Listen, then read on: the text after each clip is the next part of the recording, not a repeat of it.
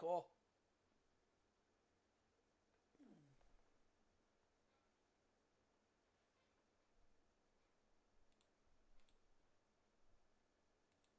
11 minutes until showtime. Holy crap. Alright, well, I guess we'll fucking wait.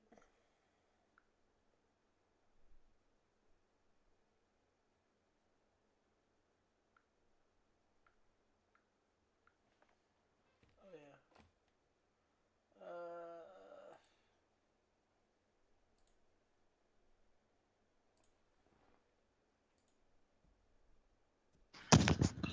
There you are.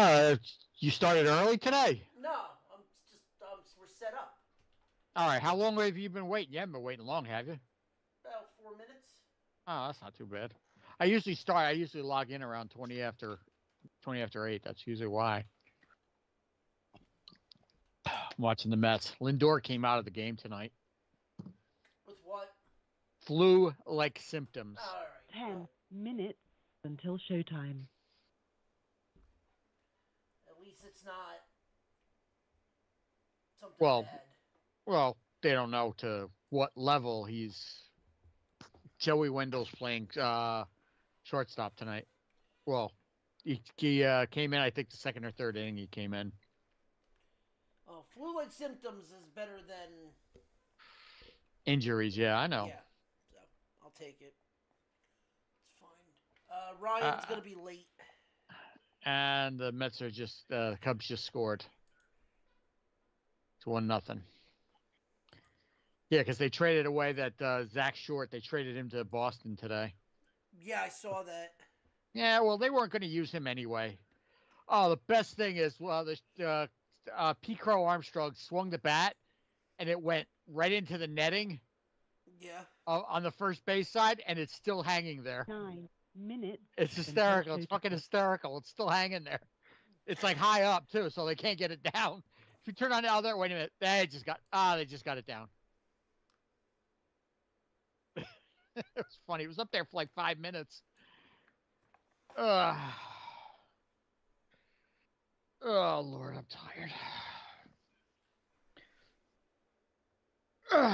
Well, the Mets were losing 1-0 last night, and they came back and won. Yeah.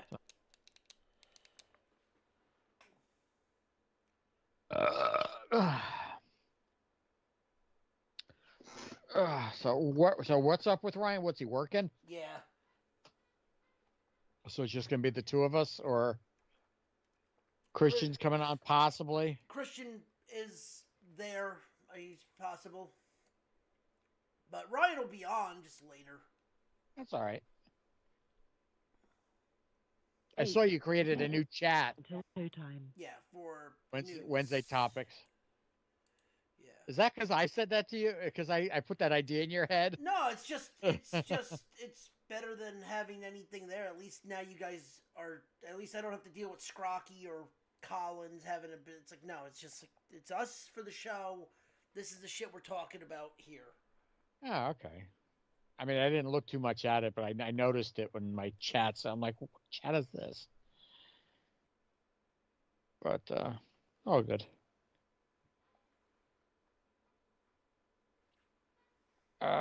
You can't hear the TV, can you? No. All right, no, because I wasn't sure if you could hear that because I can actually hear it, but it's not on loud. So it's gonna be hot as balls tomorrow, from what I'm hearing. Yeah. Well, I guess my ass ain't leaving the house tomorrow. 7 minutes until showtime. uh, so get this. So Alicia's brother gave me a TV because they're moving. Yeah. He gave me a TV without the power cord. What the fuck am I supposed to do with the TV without a power cord? It's a 40-inch TV. It's a good looking TV, but I'm like, where the hell's the power cord? Did he give it to you? No.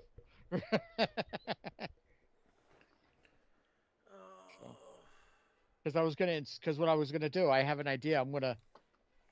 I'm looking into buying a small fire pit for the backyard. Right. So once that car is sold, which we have a few leads on, and hope to God it goes. I'm gonna set up a TV in there. So if we want to sit in front of the garage, chillax, have a fire pit, just a relaxing thing. Okay. So now I can't do it until I get I get the 6 power cord. minutes until showtime. Twins won their 10th straight today. Oakland won again too. Yeah, they blanked the Pirates. I tell you what, Oakland's really surprising me this year. To an extent, yeah, but it was either they were going to be terrible or they were going to play like an actual team. All right, let me ask your opinion. What do you think of these Connect uniforms? I don't mind them. The Mets ones. I think they're ugly. They're all ugly. Well, I just think the Mets one is ugly. I understand what everything that's behind it, but it still looks ugly. They still look ugly. They look like, I don't know, they just look terrible. But,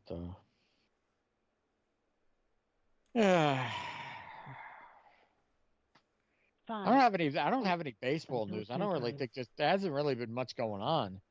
I got some baseball news. Doesn't involve Ohtani or Bauer again, does it? No. Bauer actually got put in the news because he broke a Mexican strikeout record. Whoop. 14 Ks in 6 innings. Yeah, you're pitching against guys that have never seen a major league pitcher before. No wonder they're going to strike out. No, a lot of the teams there have a lot of guys that either used to be in the pros or were college kids that were playing top guys that were they were on teams. Like the Mexican League is a lot of national guys, like a lot of like D12 guys, like that type of shit, like get put in that draft. Yeah, I mean, 4 I just think it's like showtime. At this point, nobody's signing you. Just do what you're going to pitch the way you want to pitch. Do what you want to do. Nobody's going to sign you. It's just a fact of life. I wish people would stop bringing him up. I'm not saying you. I'm just saying in general, because I've been seeing it online. And everybody's like, oh, Mets should sign him. Mets should sign him. I'm like, look, he's not coming here. No major league team is going to touch him. Just let it go. The problem is like I said from the start, is the question is why? And no one's giving any reason. That's the biggest concern about it, because it's like, listen, if y'all came out and just said it was his attitude, okay, it's a shitty reason. At least it's a reason. But here's the reason why I think they're not going to do that, and I'll give you an answer why. Because I'm not saying he would, but Bauer seems like the kind of guy with his personality and stuff. From what I've seen, I was gonna say you gotta see him lately, because his attitude is not what it was when he was in the major leagues. All right, but just let me get. I got you.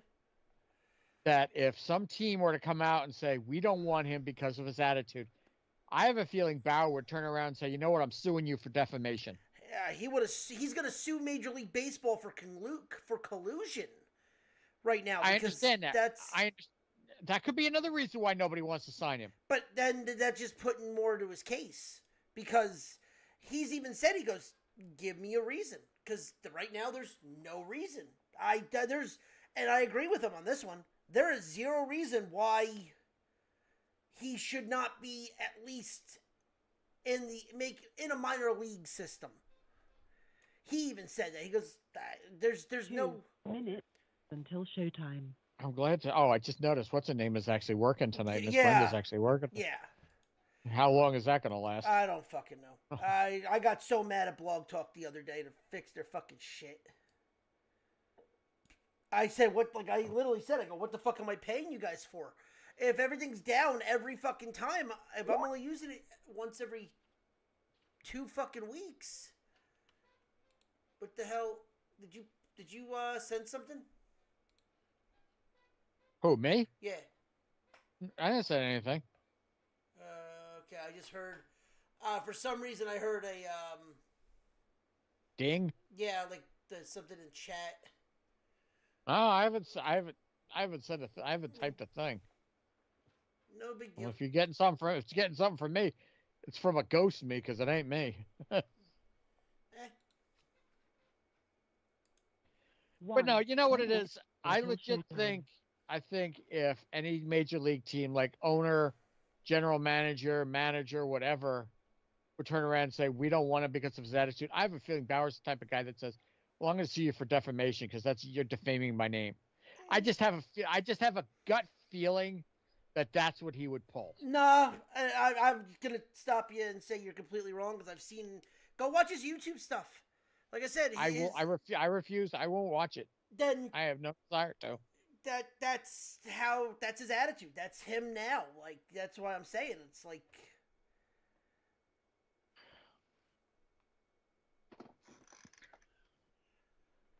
Yeah, it is what it is. What it is. You know. I all mean, right, I'm not going to sit here and 20 complain seconds. about it. All right. Uh, tell you, Beatty's getting better and better every time I go out and see The him show play. will go live in 5 seconds. 4, 3, 2, 1. Blog Talk Okay, Radio. you. Tactical nuke incoming!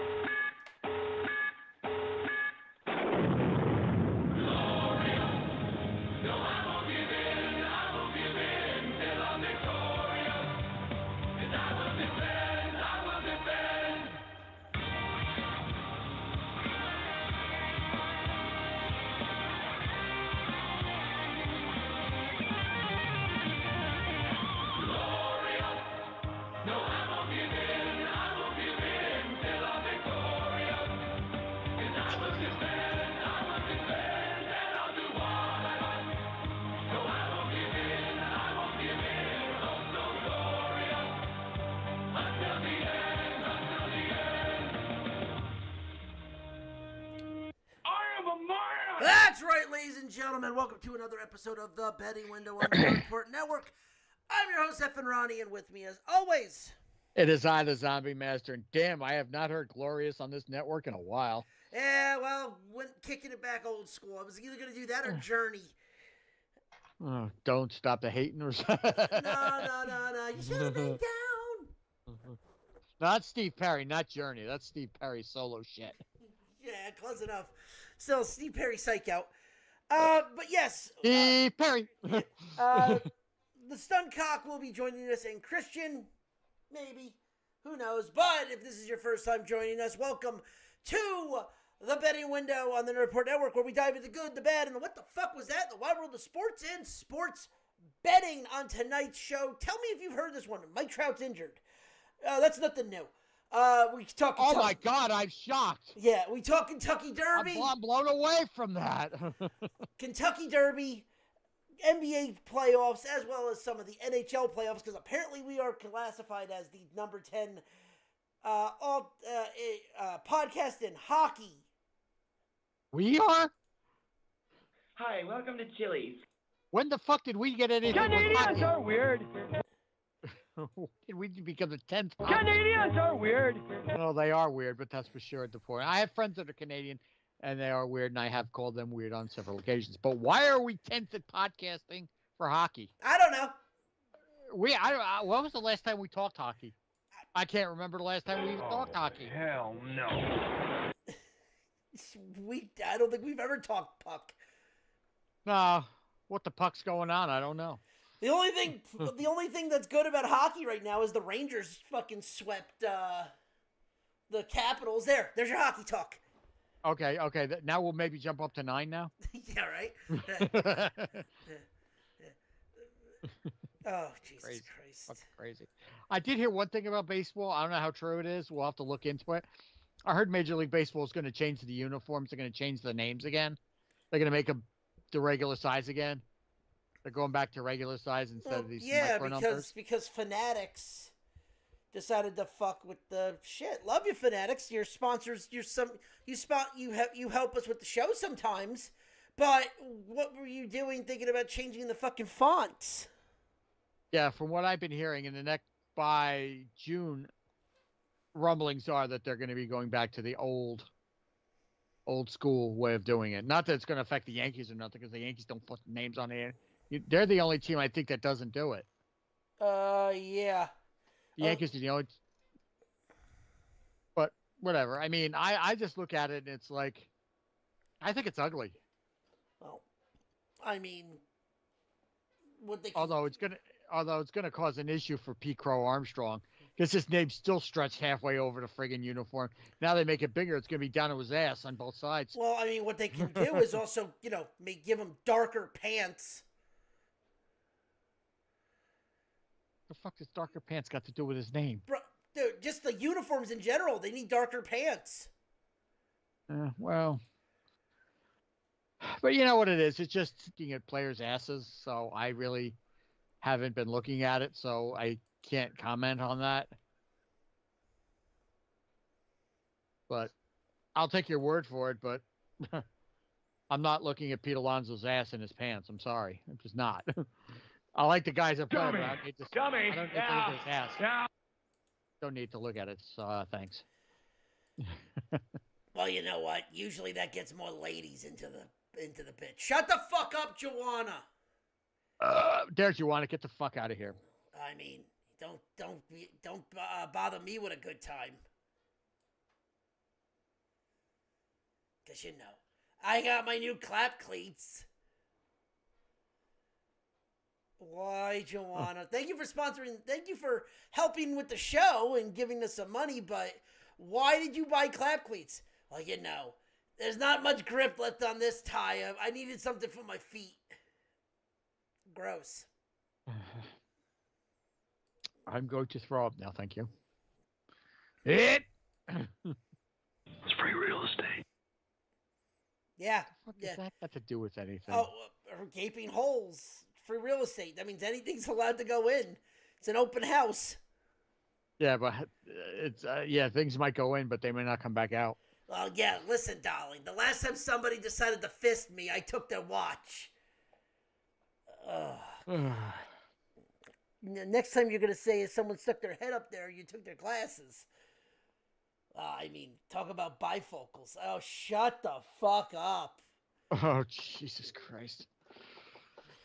All right, let's get to a topic, so maybe we should get the fuck out of here, because I really don't have the patience for tonight. Joanna, why? Why would anybody have glasses? Well, you also said you're number 10 in hockey. Yeah, what about hockey? Well, the playoffs are around and everything's bigger than they say in Dallas. Yeah, okay, Dallas is tied 2-2 at Vegas. I don't see what your point is. Well, everything's bigger in Texas. Oh, yeah, so is Vegas, and Raider Dave's not here. Oh, Raider Dave. I miss him. He needs to be around more. I'll tell him that when he stops by. Now, what does that have to do with fucking Dallas being up 2-2 with the score being tied 2-2? Well, you know what they say, everything's bigger in Texas, and the only thing bigger than that net is inside me.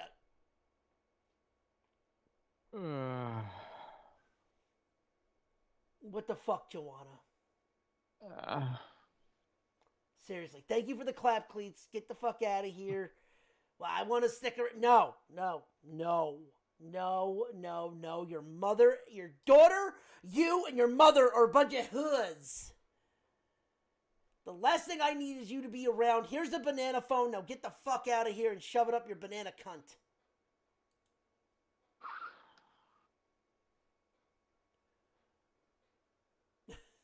You okay there, John? I say nothing. I'm nah.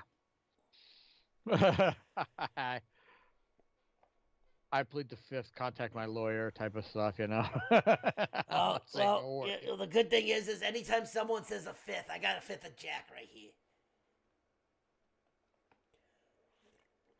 At this point, I'm surprised you don't take it fucking intravenously. Joanna, can you even get drunk anymore? Nah, but it usually is there to numb the pain. Dare I ask why? She looks in the mirror, dude, and the mirror breaks and it shatters in her face. You gotta have something for that pain. Well, it could be worse. I could be on a cruise right now. What, on Lake Hafasoma? Jesus Christ, you fucking, you're a fucking train wreck. You're worse than a fucking barrel of fucking monkeys in a barrel of IKEAs. Oh, there's so many things I could say right now, but I am not going to go there. Why? Why? Sabu called. He wants you to stop stealing his gimmick. Well, you know, I used to help out Sabu a couple times, if you know what I mean. I'm the reason he got set in that soma coma about 10 years ago. Yeah, whatever. All right, Joanna, I get it. Why? Again, I keep saying it. Why the fuck are you here? You're not here to talk about anything in particular. I mean, listen. Talk about anything in particular. There's nothing else going on. The last time we talked baseball, I have baseballs and I get to see people's asses. Okay, but then you're not really helping anything. Well, did you hear about Mike Trout? Yes, I did hear about Mike Trout. What about Mike Trout? Well, he's hurt again. She's the reason he's hurt. I'm not going to deny that, John. I'm not going to say that's true. I'm not going to deny that either. But you know what? Mike Trout tried to take a swing in my box, and it didn't really work out for him.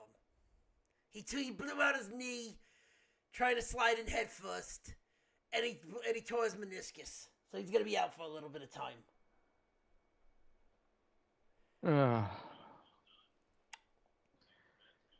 I give up. Well, hold on. Joanna, how do you know that he tore his meniscus? Well, I mean, I did hear a pop, but that wasn't me, because God forbid, nothing's popped on me in the last 25 years.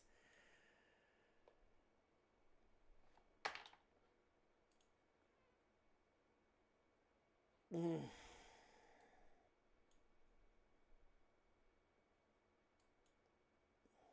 my purse! I don't know you! I just don't know anymore. Baby, I like it raw. Yeah, that's right. Don't work unless Christian's here. Well, Christian can find his way onto the show at any moment, because you know. That joke only works well when he's here. Well, you know, liking it raw is always a good thing. Joanna, I keep saying it. Why the fuck are you here?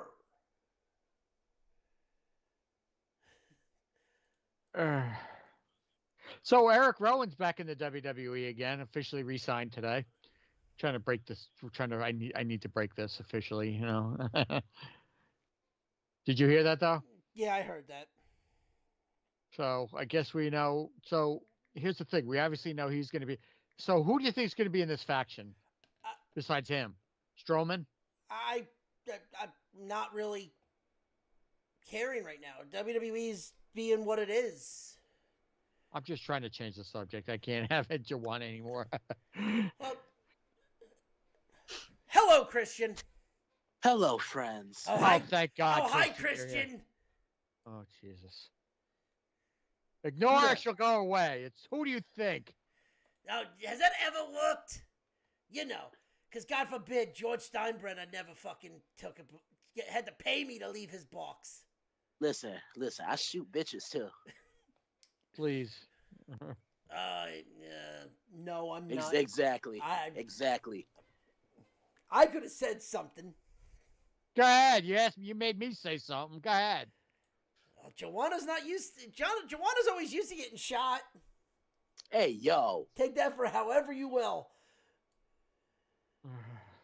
It's always a sunny day in Philadelphia. Don't knock that show. It's a good show.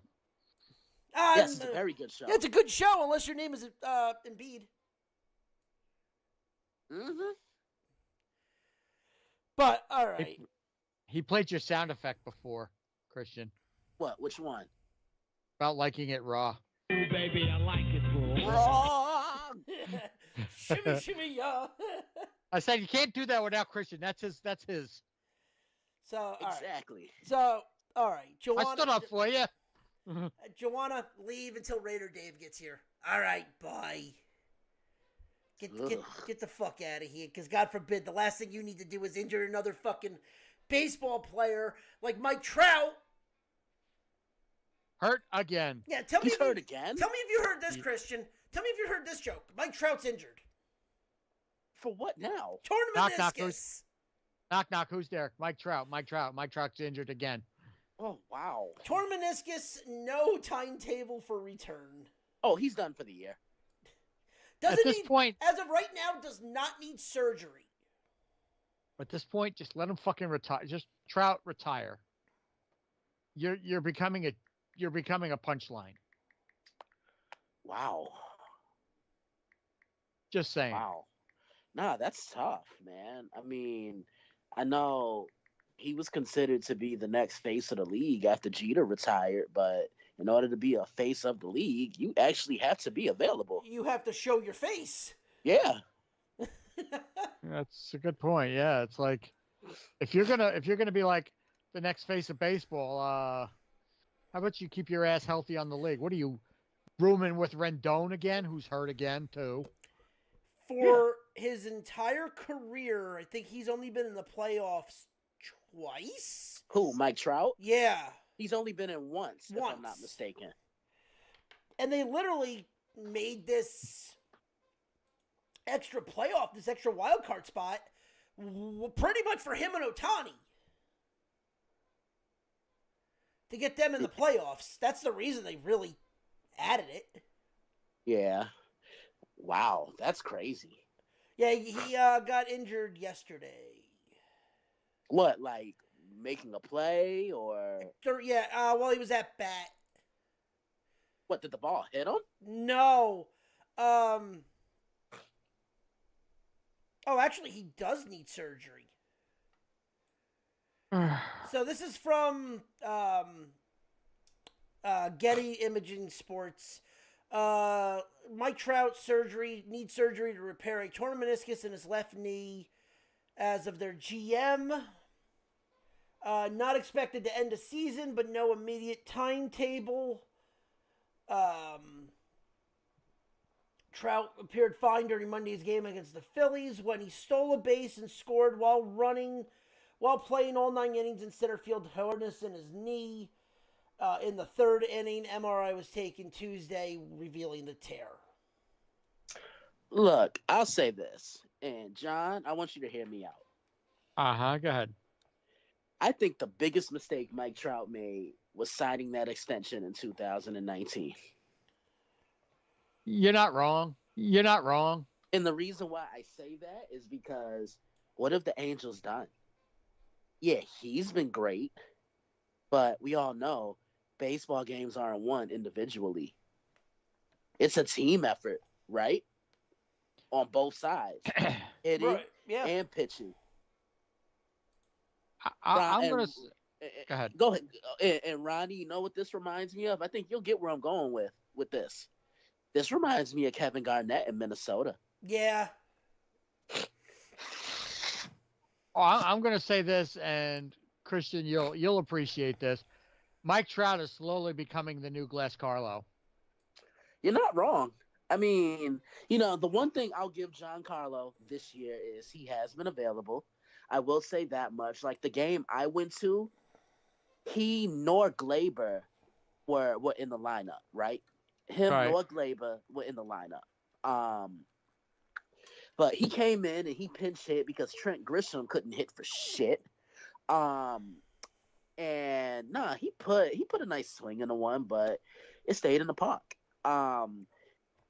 Yeah, I can't disagree with you on that. I just think it's a little bit bigger with Mike Trout because he's been widely regarded as the greatest player of his generation. He should have went to a contender 5 years ago because he's past his prime now. I'm pulling up his age. Hold on, let me pull up his age. I think he's my age. He's 32 years old. So I'm 30. I'm 33. I just looked 26. Shut up, Ronnie. Don't hate. KD called. He wants his hairline back. Huh? KD called. He wants his hairline back. Motherfucker, who you talking to? You said don't hate. Well, I'm not hating. I'm just saying KD wants his hairline back. I have a hairline, thank you very much. At least, granted, he's not in the playoffs anymore. You be respectful. No We'll KD get- slander. The last time someone tried to slander him, he tore his Achilles. No KD slander. I said what I said. No, but you know what it is. Going back to Trout, it's like you let Otani basically walk away. Call it what it is. Call it what it is. And for before Otani came in here, you were the face of this team.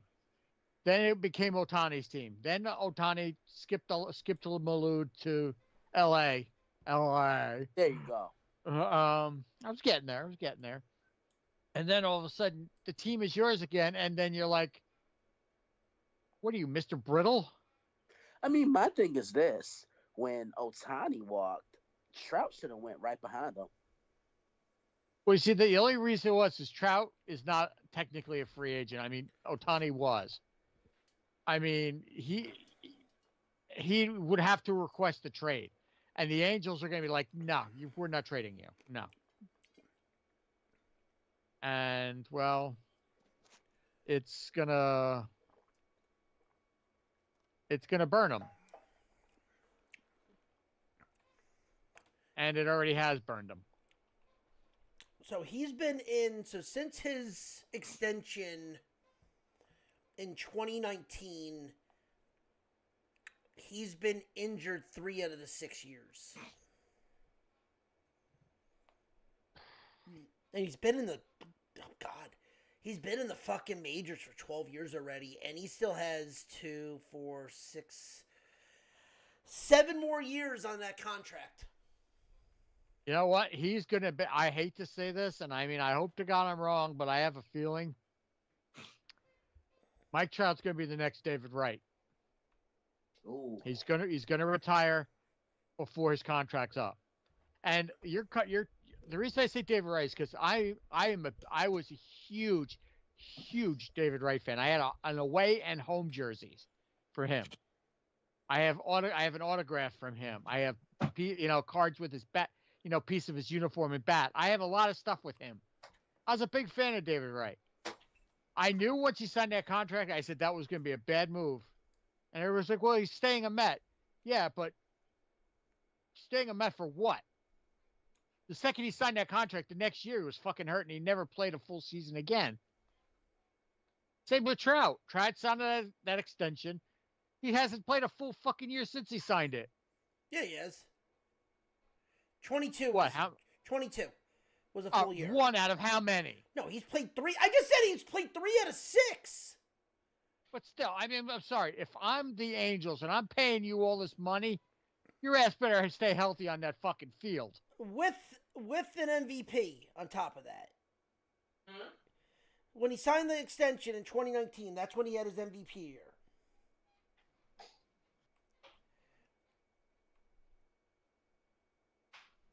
I just. I mean, what's weird is even if he retired,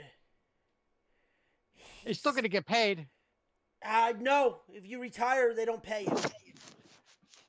Well, I know the Mets didn't pay him full, but from what I've read, Wright he didn't get his full contract, but he got a good. I think he got like a quarter of it. Yeah, he's not retiring because right now, I'm sorry, looking at this, so Trout's only been injured for 3 seasons. They've just been season. When he's injured, though, it's season ending.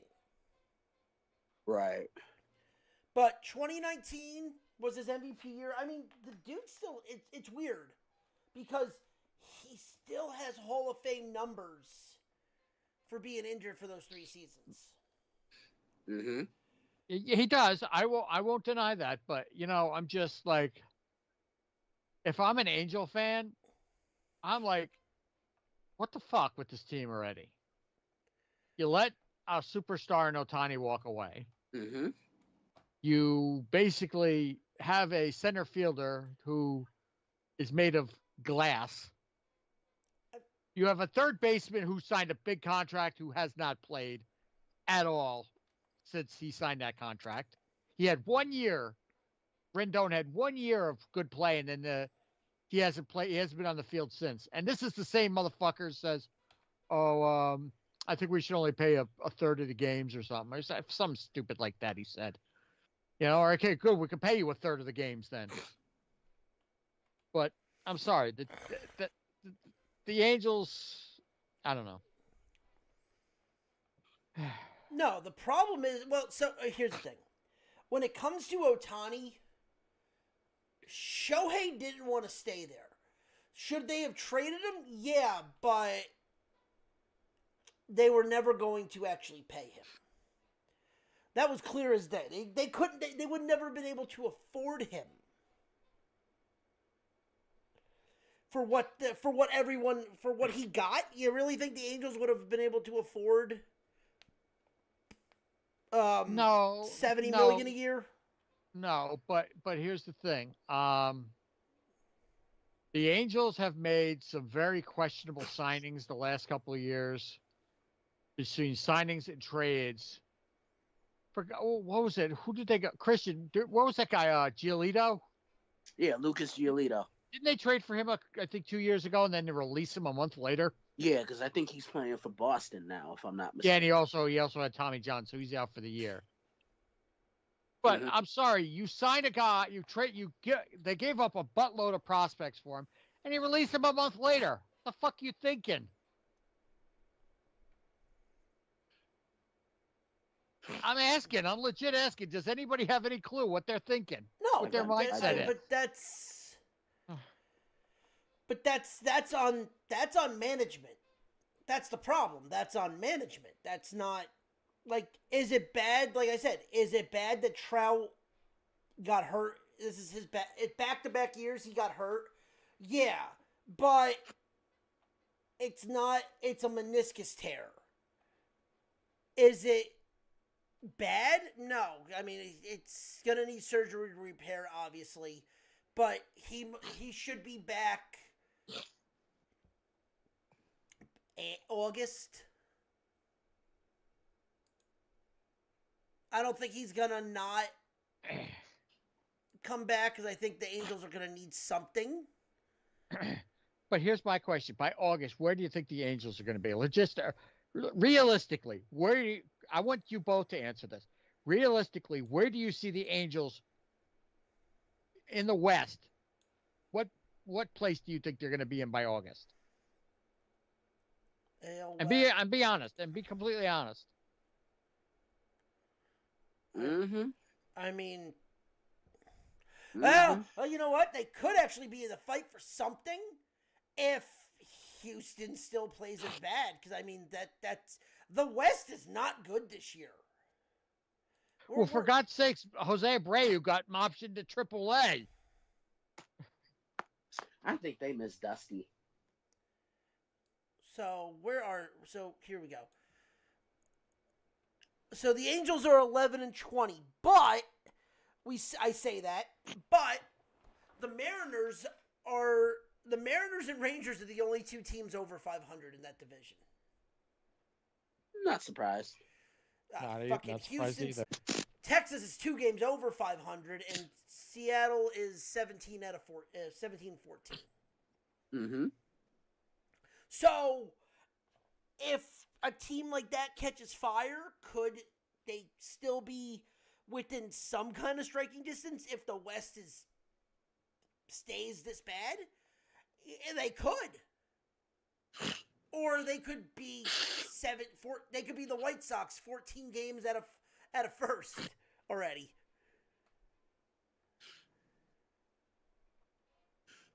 You know, it's Christian. What do you think? I know you said you're what you said, but realistically, where do you see them in any kind of contention by August?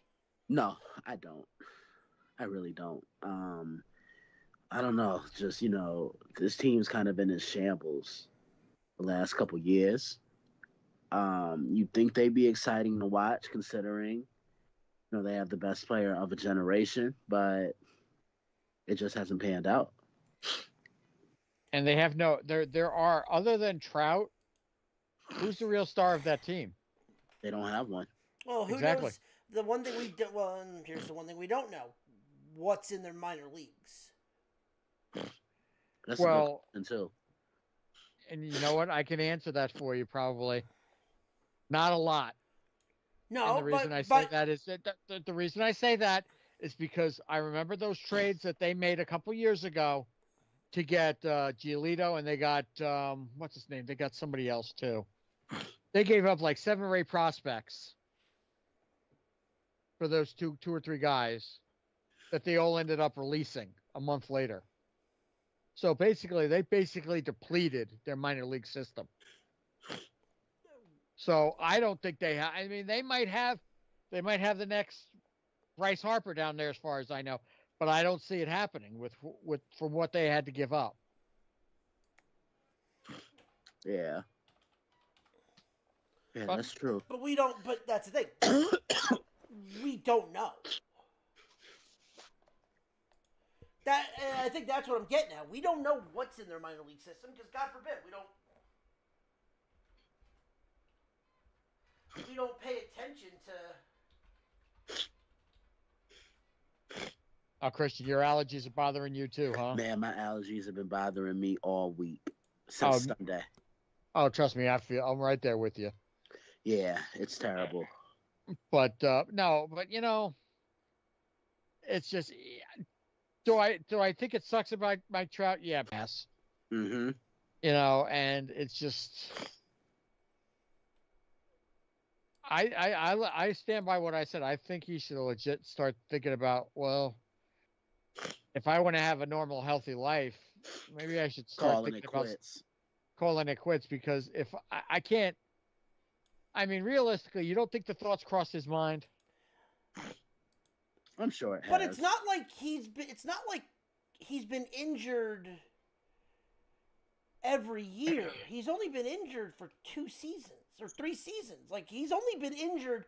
This is a back-to-back year. But it's not like he's been injured. It's not like he had an injury for 6 seasons straight when he signed his contract. It wasn't like here's his rookie deal and then here's his extension and then he's been injured. But here's what here's my thing with this too. It's like, as we get older, as all of us get older, we have injuries. We can heal from them, but that part of your body's never 100% again. Mm-hmm. He could turn around and get this surgery and come back in August, take a swing, and then his knee could completely go out on him. Not saying it will, but anything is possible. We've seen freak accidents happen before. For God's sakes, Edwin Diaz hurt his knee celebrating. I mean, it's flukes, accidents happen. I mean, the other thing is too is he is still 32. He's still in the prime of his career. He might be it might be starting to go on the downswing, but he's still technically in his prime. Mm-hmm. It's just we just got to remember we got to remember he made it to the majors at 19. It's the fact that he's been in the league for 12, almost 13 years, and the contract runs till he's 38. Like, look at guys like A-Rod, and with how nutritionists and weight training and stuff like that is now. 32 is not a death sentence anymore. 32 is and like someone like David Wright, who legitly had like near scoliosis. no, he had spinal stenosis. Is what he was. I'm saying, but I'm saying his injury was something that you couldn't really recover from. And Christian, correct me if I'm wrong. Sorry to interrupt you. Correct me if I'm wrong. Wasn't that the same thing that ended Don Mattingly's career? I think so. Spinal stenosis or something similar to it? I think so. But because Mattingly retired at what, 34, 35 years old? I think so. In the 90s, though, again, in the 90s where, and this is the same type of argument, and I'll say this. This is the same type of argument that everyone, and Christian will get a kick out of this, where everyone says, oh, well, LeBron and Jordan. I'm sorry. Excuse me real quick while I go on this rant while everyone says this. If Jordan had the exact same, if Jordan had the technology that LeBron has today, you don't think Jordan would have played 20-plus seasons in the NBA? Oh, absolutely.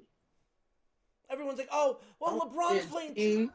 The problem I have, this is why I don't entertain that debate. The problem I have is people always want to say, oh, LeBron's played 21 years, so he's better. Okay. That doesn't mean you're better. Athletes are built different now than they were back in the 90s. Yeah, I mean, Tom Brady was able to play 23 years because you couldn't touch the fucking quarterback. The only person that you could ever compare Tom Brady to with longevity is like someone like Brett Favre, who was a fucking freak. Nah, I think Brady's over Favre. Oh, no, he is, but I'm saying as though as in longevity. Oh, okay, yeah, if you're looking at it like that. Because, like, what I was telling my mom a couple of months ago, I honestly think if he never got hurt and he didn't miss that season, I think Peyton Manning would have played longer than when he retired. Right, I agree with that. But that's the thing. Like, Brett Favre, for how many hits he took, for the hits that he took, and how long for the longevity, that's a freak of nature right there. That's not someone that kept his body in shape. That's someone that took a hit and was fucking rubber. Yeah, racist sack of shit. I mean, that's off the field. That's a different issue. He is from Mississippi. Okay, but here's the thing. Mattingly, I just looked it up. I think he had a spinal issue, but it wasn't exactly the same thing that Wright had. But that was the 90s and stuff. So, with you saying that the medicine in the 90s is different from the medicine of today. No, not the medicine. It's the way athletes take care of themselves. With how they train, with how there's no such thing as a 2-star athlete anymore. They're usually focused on that one sport, so they have a weight training regimen. They're usually a nutritionist. They're focused on that. Back in the 90s, I'll focus towards football, 80s and 90s, the reason they had a preseason was because guys were working construction jobs and they weren't in football shape. And correct me if I'm wrong, and it's like you said, 2 sports, I think. There's only been 2 players that I can remember in the history of Major League Baseball and the NFL that have played successful careers in both leagues. One was obviously Deion Sanders, and the other was Bo Jackson. I don't think there was a third. I mean, yes and no. I mean, you could say Russell Wilson, Kyler Murray. No, Kyler Murray never stepped foot on a baseball diamond. No, but they were 2-sport athletes in college. Right, no, but but what I'm saying is actual played in the NFL and played in the MLB, not in the minor leagues. I'm talking about Major League Baseball stadium, Major League Baseball games during a season. Deion and Bo were the only 2 that I know of that ever played both in the same year. Well, he never got step foot. Brady was an expo. Minor league, never in the majors. That's the point I'm trying to make here. It's the minor. They were in the minor leagues. Kyler Murray was drafted by the Oakland A's. He never spent a minute with the Oakland A's minor league organization. He chose football, and he played that. In fact, he's got 1 more year of eligibility left on his deal with Oakland. So if he decides to go to Oakland next year, he can still. But after that, he can't anymore because he'll be technically a baseball free agent. Because he signed a 4 or 5 year deal where he could stay under the baseball window if he decided to quit the NFL and go back to the Major League Baseball. He could. But here's the thing. What I'm getting at though is guys were never training. Like if you look at training nowadays, And I got family that's in this like this. They focus on, normally you're going to see people focusing on one sport. If they're baseball, if they're focusing on baseball, you're going to get the kids that are having, they got 3 travel teams. They have their own nutritionist and this is for college. You get their own nutritionist. They're literally playing baseball all year round. And so on and so forth. I have my feelings about kids playing sports nowadays, but that's completely off topic. I'm not even going to touch that. But I know what you're saying. I understand what you're saying. But what I'm getting at though is like someone like Don Mattingly, who prepared his body differently than a Derek Jeter, who trained his body differently than a Jose Reyes, who trained his body differently than a Mike Trout, who trained his body differently than a Shohei Ohtani. Like within 10 years, dietitians training have progressed to the point where look at someone like Giancarlo, who looks like a Greek fucking god. The problem is, yes, he looks like a Greek god, but takes one wrong turn, tears his complete his abdomen, gets completely torn off the fucking bone. Because because unfortunately, even though they're focusing on that sport, that they do anything else that might not be adjusted to that sport. That's why injuries have been so high. You're not getting the Russell Wilsons, the Kyler Murrays, the 2-sport athletes that can learn how to fall, pretty much. Like Trout being hurt this is his second year, but I don't think this is a death blow to him because training has gotten better.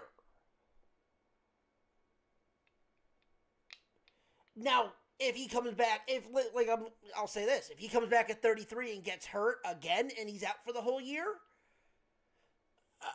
then it's starting, then is it the place where he's at, or is it his training regimen, or is it him?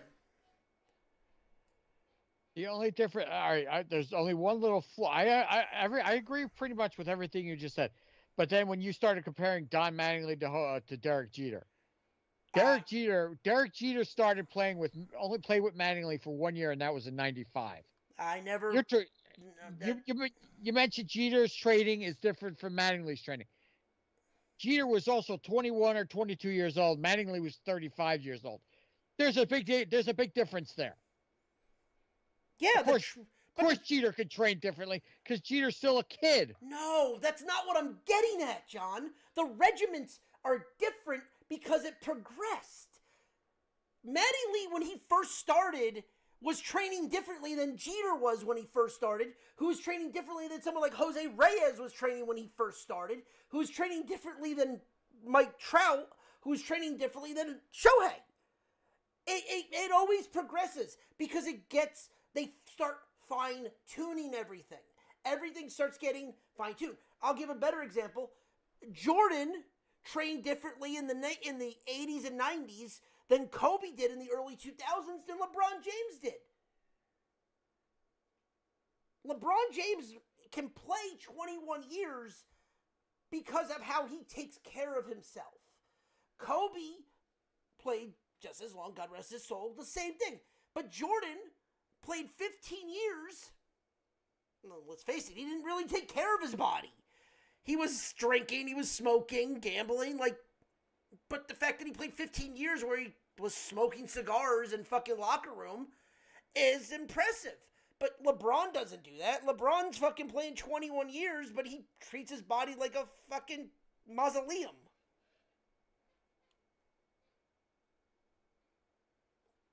That's what I'm getting at. I'm not saying that Jeter and Mattingly trained the same way when they played together? No. But Mattingly's training when he first got into the game is completely different than how Jeter started training when he first got into the game.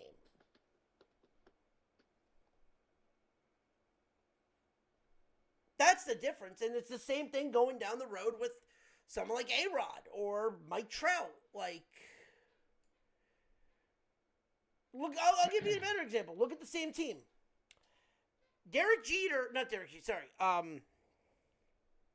A-Rod in Seattle probably trained completely different than Ken Griffey Jr., and they were only 3 years apart from when they first started.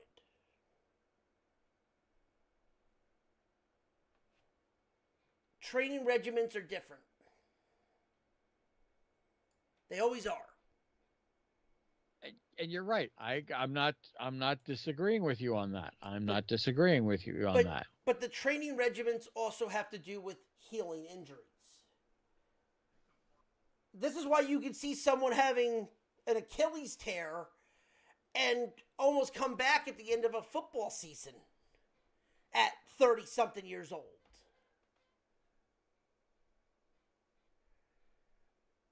Because, look at, like, Tommy, I'll give you another example. Freaking Shohei Ohtani has Tommy John surgery. 20 years ago, he's done for 2 years. Now he gets Tommy John surgery and he's swinging a bat after 7 months. That should never be a thing.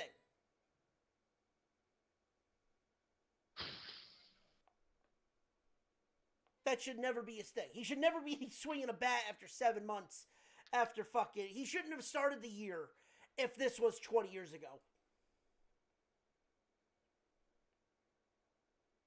Right or wrong? I'm not disagreeing with you. I said I never disagree. I just said it's like a lot of these guys trying to come up with the right way to say it. It's just that when you said it initially, it came across like when you compare Jeter to Mattingly and stuff like that, it's like you didn't say when they first started. You just said, "Oh, someone's Jeter trains differently than Mattingly." Yeah, because even at 34, he would train differently than him because not even just because of the age, because of the technology. The technology would be different when Jeter would have been in the pros too. But here's the one thing that we don't know, and I'll say this because you and I both don't know this. We don't know what the teams, what the Yankees, the Mets, the Mariners, the Rangers, so on and so forth. We don't know what their training regimen is for their players on off days and stuff like that. We have no idea. No, and a lot of these players have their own though.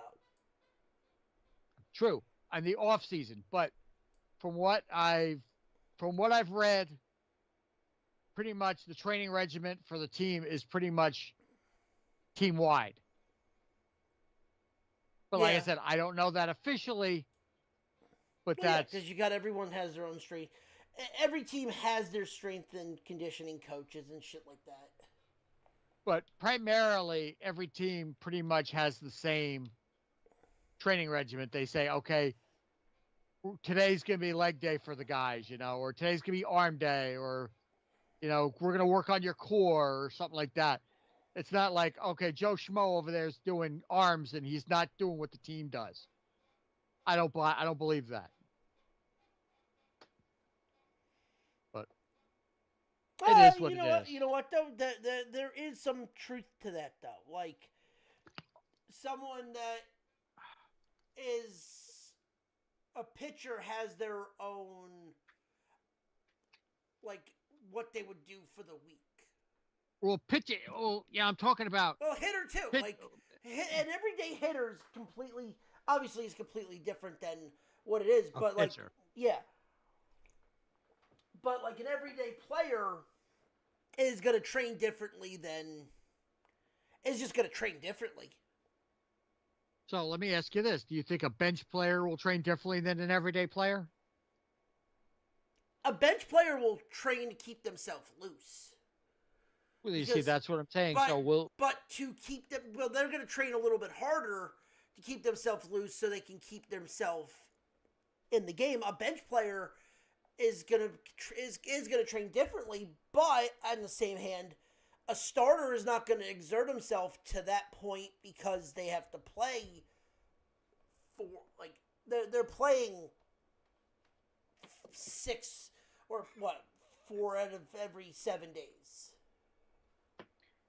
Well, perfect example was today. It's like we talked about it earlier. We're coming to Francisco Lindor had to come out of the game by the second or third inning because he wasn't feeling well. So Joey Wendell had to come in the game cold.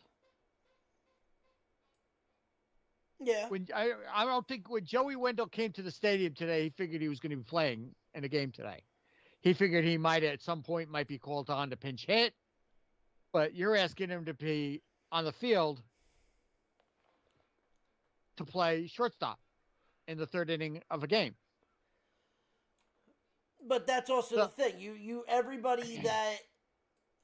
Everybody that shows up at that stadium as a player has to be ready when their number's called.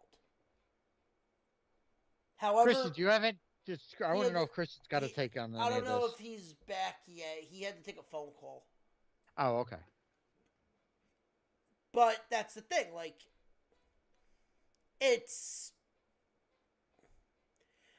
there. Like it's something else.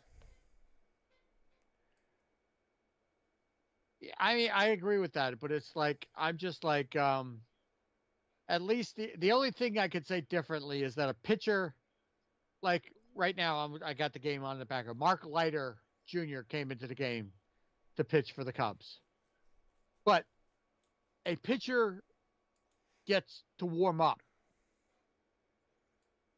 gets 15 to 20 pitches in the bullpen.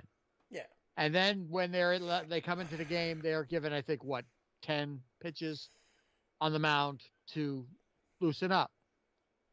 What does a position player, catcher, first base, second base, outfield, so on and so forth, what can they do during a game to stay loose? Do they go in the tunnel and hit in the underground batting cages? Some of them might. I think some of them do.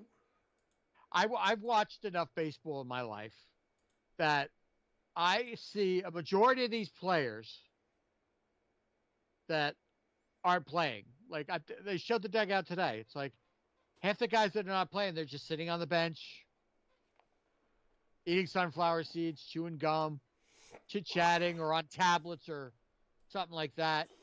But they're not loose.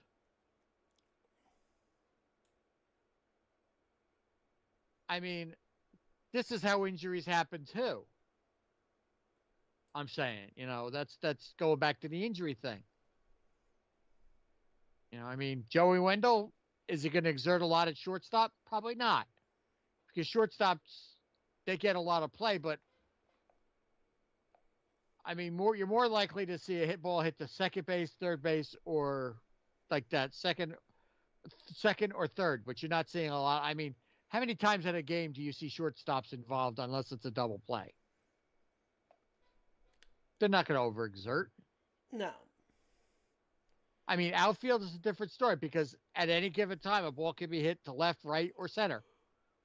Catcher, you're basically, out of the frying pan into the fire type of thing with a catcher. Yeah, you're calling the game. Essentially, yeah.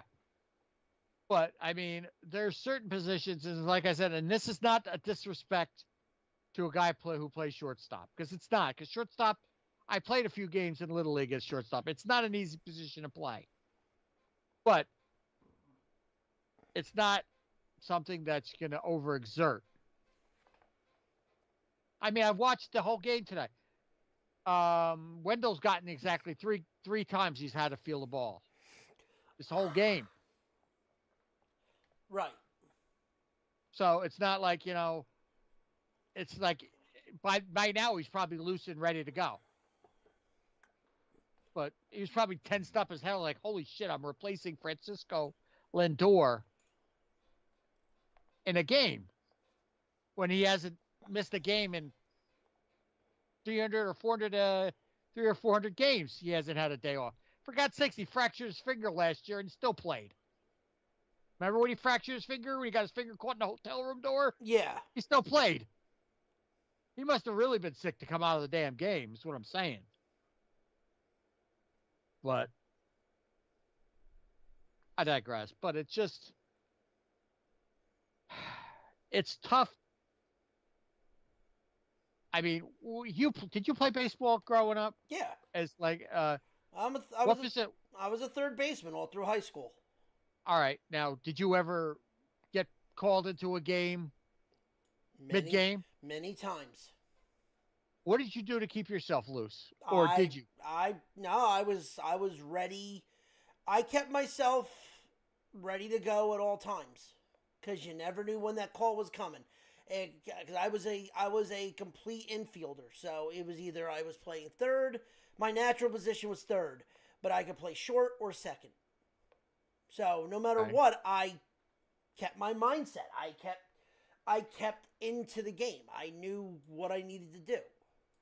Well, I understand keeping a mindset. That's one thing. But that's also keeping loose. Like, I made sure that I didn't end up being stiff. Like, if it came down to stretching, it came down to throwing. Normally, you're not coming into the game. If you're coming into the game cold, you're still going to get time to practice, but you're always catching. You're always doing something. The reason I say it is because when I played for 4 years. I played Little League. I pitched, I played right field, and I also played third base. I mean, majority of my time was spent on the mound. I was primarily a pitcher. And the only reason I played outfield is, like, if they took me out of the game, they put me in right field just to keep me in the game. But I remember practicing. The coach would always say, look, I don't want you to overexert yourself because you're pitching tomorrow at a practice. He wouldn't want me to overexert myself like the day before. And when we got to the field, you'd always warm up by tossing the ball around and shit like that before the game. Yeah. I was never told to, on pitching days, I was told to not overexert. Well, yeah, because, again, you're pitching. But when I was playing outfield, like if there was a game where, on occasion, where I had to start in right field or I had to start at third, it was like balls to the wall type of practice. You know, you're going full bore.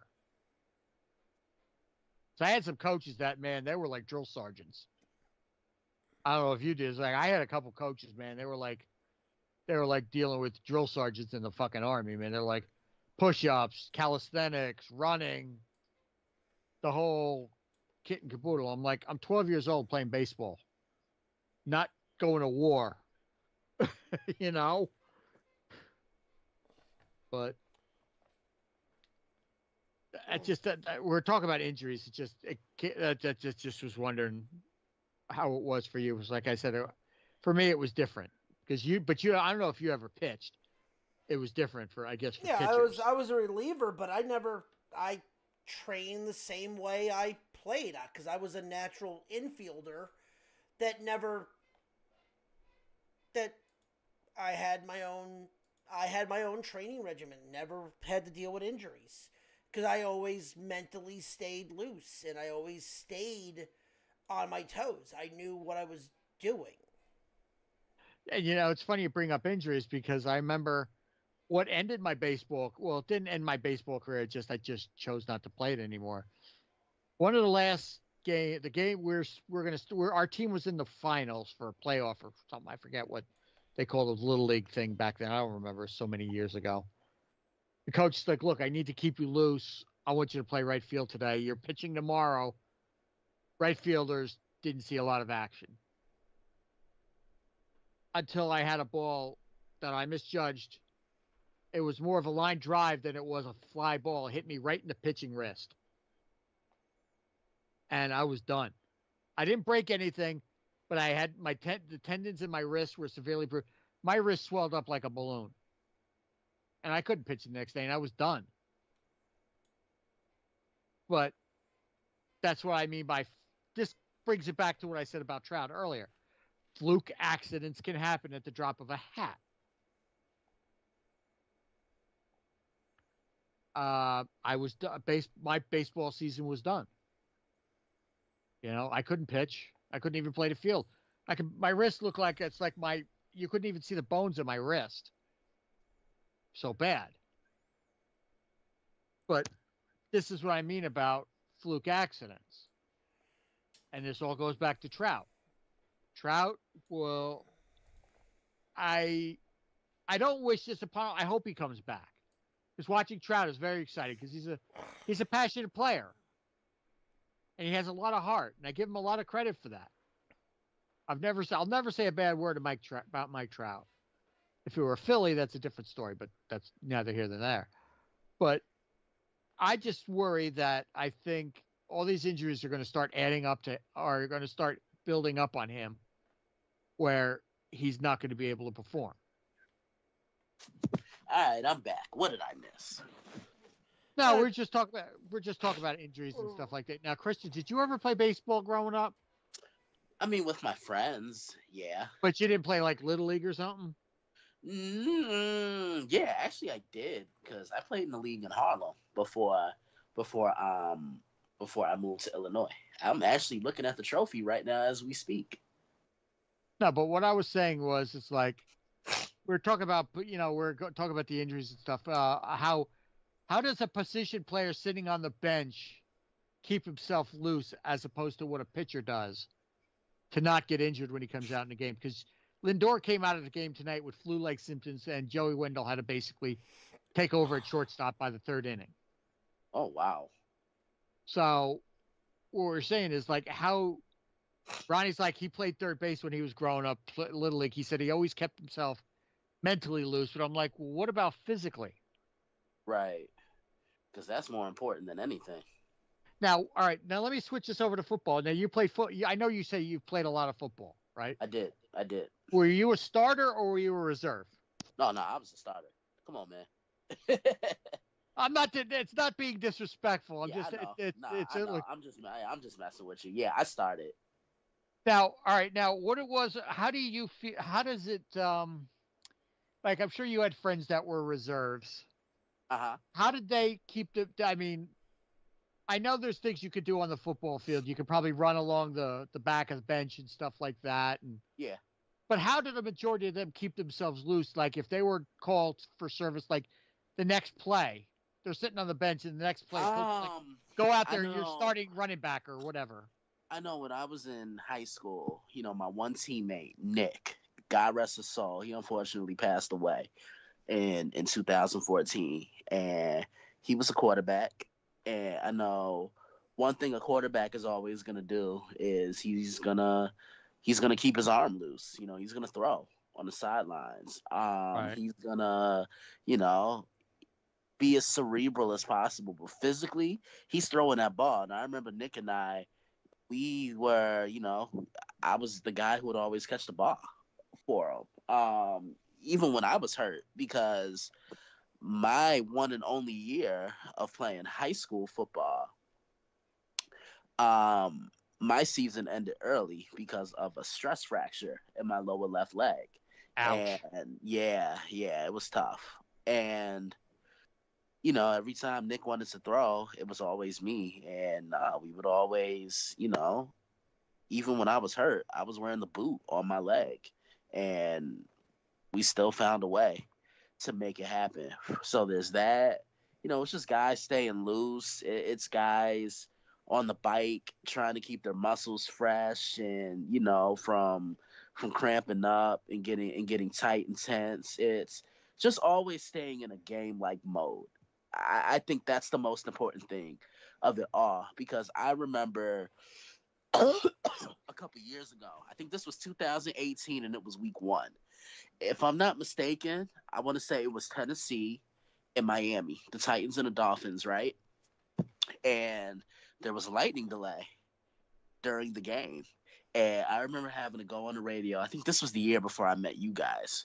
And the girl I was contributing for at the time asked me, she goes, "Look, I know you played, so if you were in that locker room for Tennessee or Miami, what would you be doing?" I'm like, "I'm just trying to stay in game mode as much as possible, not only physically, but of course, like Ronnie said, mentally, to the point where I'm studying film because the technology in the NFL today is second to none compared to what it was 20 years ago. I mean, they have those tablets on the sidelines now compared to back then, they didn't. So it's just all about just staying in game mode. So when the game resumes, it doesn't feel like you're climbing a ladder to get back in the game mode, if that makes sense. Well, yeah, that makes perfect sense because it's like, how many times do you hear when they're like a game will be started in baseball and all of a sudden it's like you're in the third inning and all of a sudden a downpour happens? How often do you think that pitcher's going to go back out there? They say, will the pitcher go back out there, or do you think he's done for the day? Right. Same Yeah. thing. So I think everybody just has, their own way of staying loose. You see what I'm saying? No, I agree. I got you. But Yeah, that's what I think it is. all right. Cool. So what else you got, Ronnie? That's it for baseball. All right. Where do you want to go? Where do you want to go next? Well, me and Christian, I think Christian wants to talk a little. God, unfortunately, we got to talk some NBA, and Embiid needs to fucking get sent down real quick. Nah, I mean, look, I don't really have much to say about the NBA. I know you guys are going to talk some football. So, I revealed my 3 winners of the draft the other day. Yeah. Only thing I got to say is Boston is officially moving on. They got 5 minutes and they're up 6. They're up like 25. Mhm. They're up like 30 right now. Yeah. On Miami. That game's over. The Knicks. Yeah, I knew. Yeah. Dude, like it's funny because the Embiid stuff is like everyone's like, "Oh, if this was in the 90s, this would be this." I go, "Then why don't they call?" You're talking about Joel Embiid, right? Yes. If this was the 90s, if they're playing the games like the 90s, why are they not calling that in the regular season? Because Right. Embiid punching people in the face and literally pulling people's legs and tearing like ligaments in people's like Mitchell Robinson's ankles, like shit. Like Giannis is a dirty player. Let's call it like we see it. But So so basically, it's a Chase Utley of basketball. no, because there's a lot. He's Christian. How would you put it? What? Embiid. How would I put what? Embiid. He's dirty. There ain't no other way to put it. Yeah. The fuck? And also, I mean, yeah. he's, like I saw Fat Joe say on Instagram, if this were Joel Embiid, he would be out for 8 to 9 games. Like, nah, be transparent. Wrong is wrong, no matter who does it. Stepping on people, hitting Hartenstein in the balls. Yeah, because I know you hit me. Yeah, I'm coming to find your ass by the locker room. Yeah. I'm serious. No, I fully understand that. I mean, basketball right now, it's the tail end of the first round. Phoenix is officially done for the year. They're looking to go to Cancun. Devin Booker might be coming to New York. Please don't. But, I hope they don't. He wants a trade. He's kind of came out and said that he wants a trade. Yeah. I don't know. If Booker's there, if they're okay with it, I think Brunson would kind of keep him in check. I mean, nobody should have to keep another grown ass man in check. That's But just me. the question is who you giving up for him? Because if you're telling me I got to give up DiVincenzo for him, no. No, you probably okay. You out your mind. Right. You out your fucking DiVincenzo mind. is a better player than he would No, be. he's not. Don't ever say that. Don't let nobody ever hear you say that. No, not a better player than Devin Booker, but he's a better piece for the Knicks than Yeah, he would be for yeah. fucking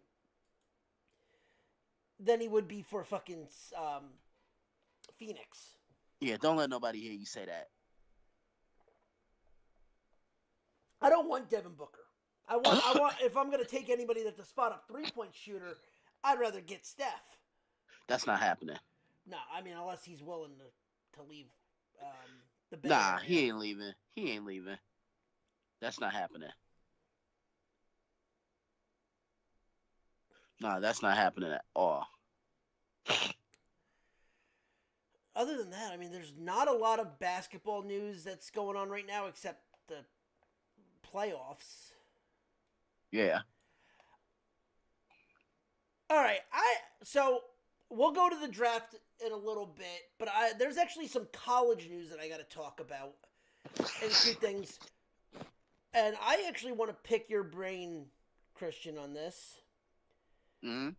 So, Deion Sanders and Shedeur Sanders now taking aim at the Colorado critics.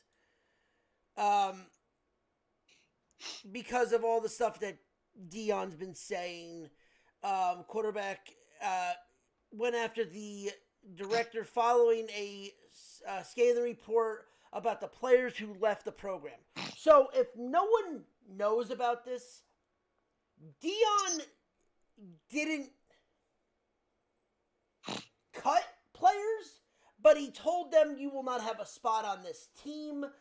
I recommend you going to the transfer portal and go find someplace else, leaving 42 scholarships open for the for the Buffaloes. Hmm. Okay.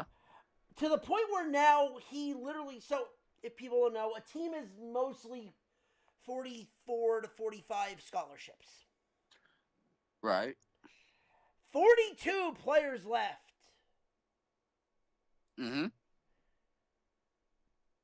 The only people that are there are Shedeur and fucking, like, what, Travis Hunter, Hunter and, his other son. yeah, Deion's other son. that's it.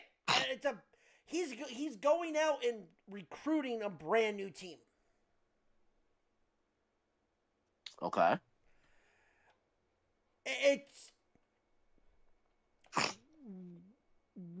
Is this a good thing for college football? I mean, you gotta look at it like this. When a new coach comes in, he wants to implement his style. You've heard me say this before.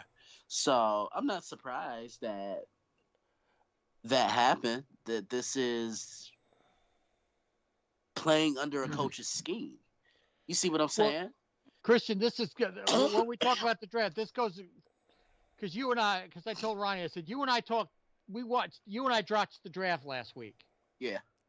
And I asked you questions during the draft, and you're saying, Mhm. well, this is what this coach is going to be doing. This is what this coach is going to want this guy to do. It's exactly what you're saying, right? Right. Right. But- Yeah, exactly. but So the- it's all about schemes. So I hate to use this term like this, but the current head coach that's coming in, he unfortunately doesn't want the leftovers from the previous coaching regime. But you're telling me that, okay, that I understand that, but 42 players? Yeah, that's what it is. That's the entire team. Yeah, basically. They obviously didn't fit what it was that Deion wanted to do. But you're also telling me the linemen are gone. Like, he has nobody. He's literally starting a team from scratch. Yeah. Yeah, he is.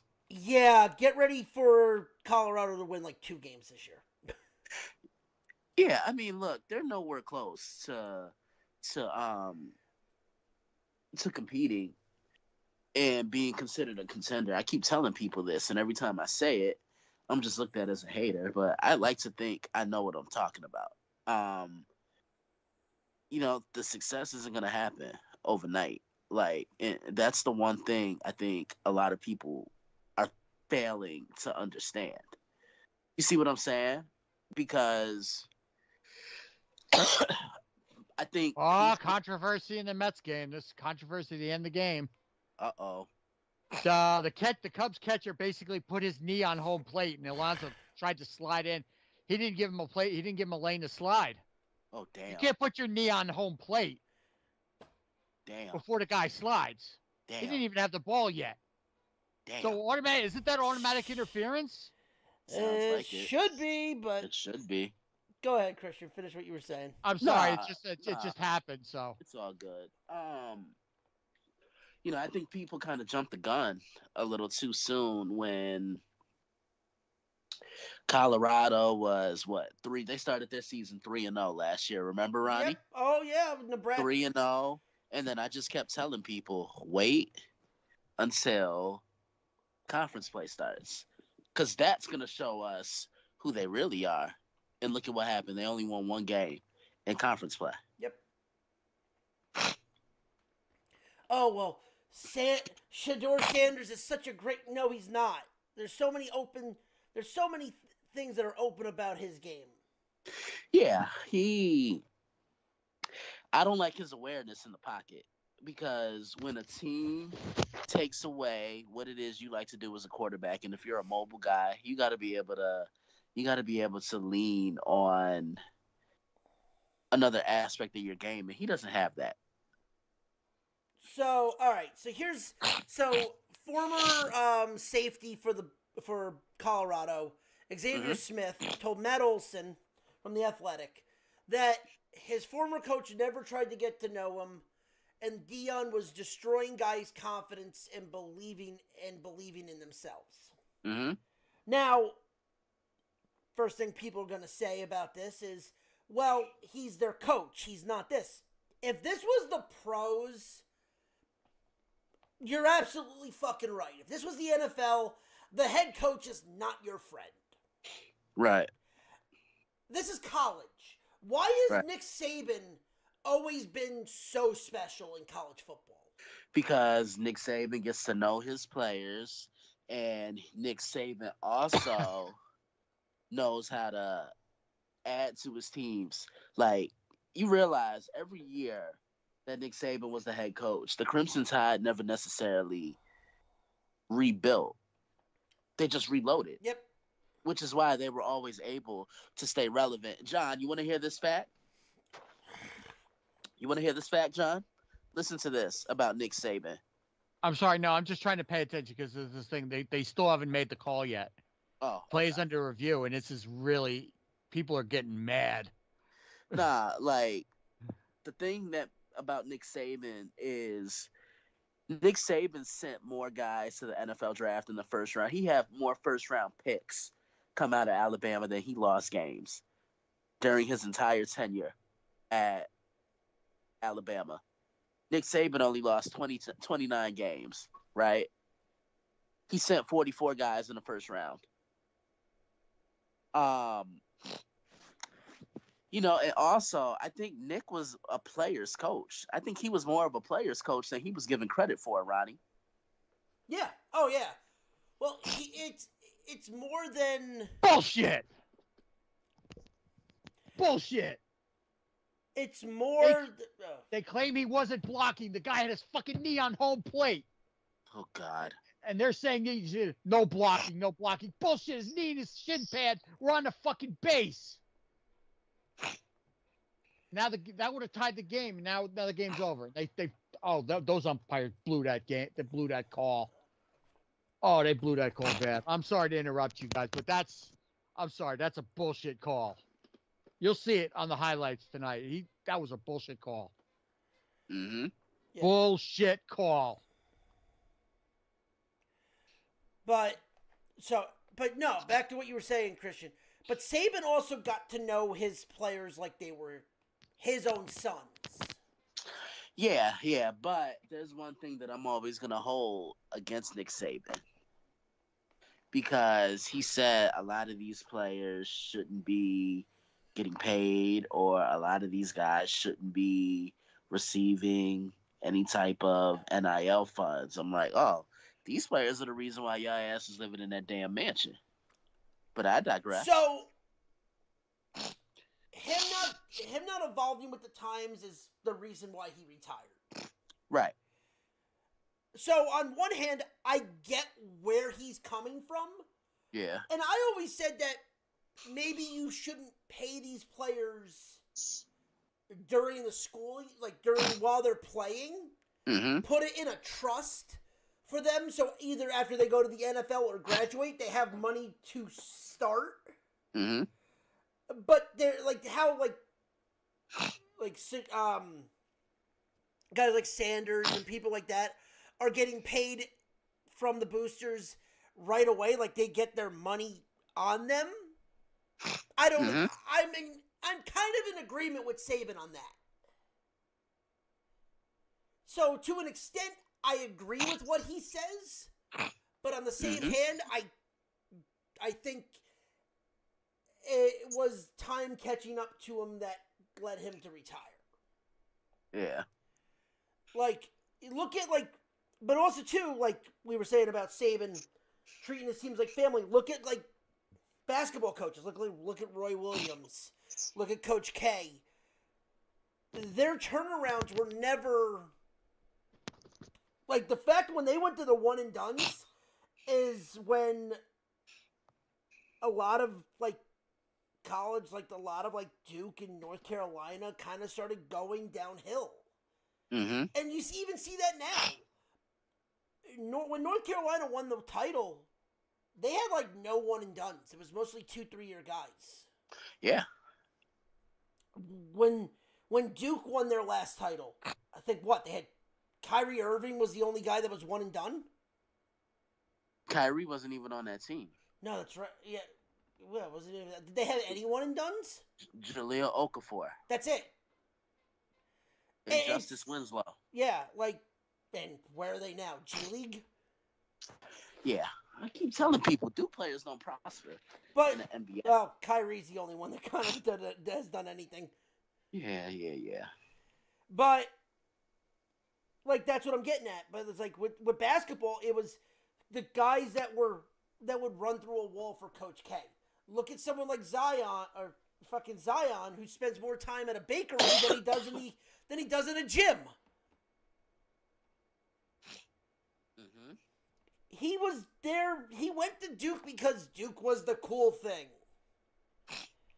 When in reality, he could have went to UAB and still would have been picked first in the fucking draft. Right. Like, it's not that. It's Deion. Who's really going to Colorado for Deion? Yeah.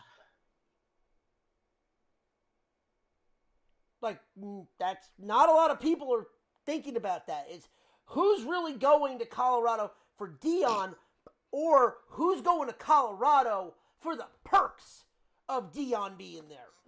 Right. You're never like Lincoln Riley tried this with USC. He almost has that factor down because he has guys that actually want to play for him while he's dipping into the transfer portal. You know what I also think it is?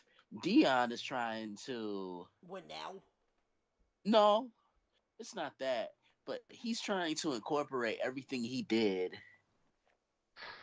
at Jackson State and trying to bring that to the D1 level.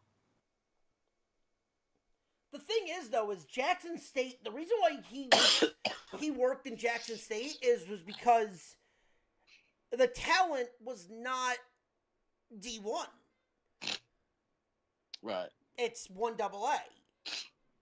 people forget that it's not the best of the best. It's the next crop down. Right. So it's not like basketball where everything's D1. You're the mid majors. Right. So, okay, Jackson State shows up, but you're playing down on competition, and you have players that want to actually come in and play for you. Not for the Right. perks, play for Dion. Yeah, and if I'm not mistaken, I think Jackson State had a better year than Colorado Yeah. last year. Oh, yeah, because they had the players that actually didn't hit the transfer portal were the players that wanted to still be there and actually see everything out. Yeah. No, I think it's going to be another long year for Colorado. Yeah, I do. I agree with that. I don't think they're ready to contend yet. And I'll be honest, if Dion doesn't get this thing ready soon, He might be going to the pros. He might be no, going to the NFL. I don't think he's going to coach. Nah, I don't think he wants to coach in the NFL. No, he said he doesn't, but he might not have a choice because he might get fired. Yeah. But yeah, he might be out of a job. So let me pull up what Colorado's looking like this year. Yeah, let me hear their schedule. All right, so week 0, North Dakota State. Okay. Okay, at Nebraska. What, week 1? It's technically week 2. It's September 7th. Okay.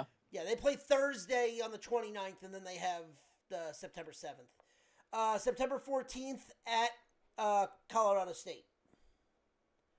And Colorado State's going to be up for that game. And because... it's in Canvas. Yeah, they're gonna. Yeah, Colorado State's definitely going to be up for that game. Okay. Home against Baylor. Okay. They're at the Bounce House against UCF. That's going to be tough. Yep. Because Gus Malzahn's going to have his men ready to play. They're off on the 5th. Home against K-State. That is a loss. They are going to get blown. They are going to get blown out at home against K-State. I will call that now. That's tough too. Then they're at Arizona, which isn't easy. Nope. Home against Cincinnati, which isn't easy. Off. Then November 9th at Texas Tech. Not easy. Home against Utah. That won't be easy either. Nope. Home. No, they're at K-State. It's in not K-State. Sorry, against the Jayhawks in Arrowhead. Oh. Yep. Okay. And then home to close it out against OK State. Yeah, I'm looking at 4 wins. I think they'll go 4-8 again. Yeah, I think so too. North Dakota. I think they'll lose to Nebraska too. Yeah, because Nebraska's a game. That's a game Nebraska's going to be up and ready for. Honestly, I'm looking at this. Who are they losing? Who are they beating? Yeah. North Dakota State, yes, because it's a FCS team. Okay. Baylor? Baylor, Cincinnati, and maybe Texas Tech? Yeah. That's 3 wins.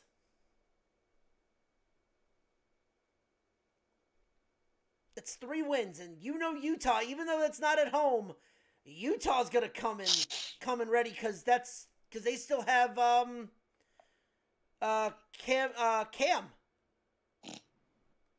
Go to Cam Rising. Yeah, and I was telling John the other day because he was asking me who some of the best quarterback prospects were going to be. Remember, John?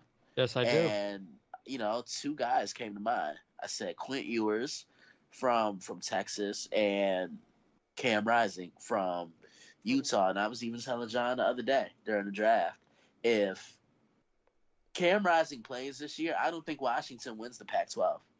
No, they don't.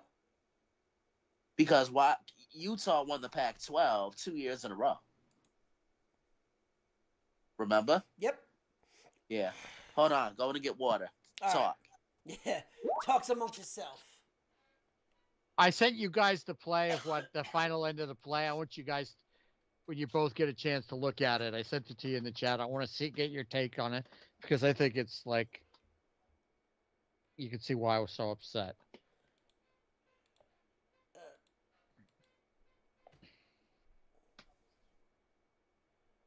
Coming.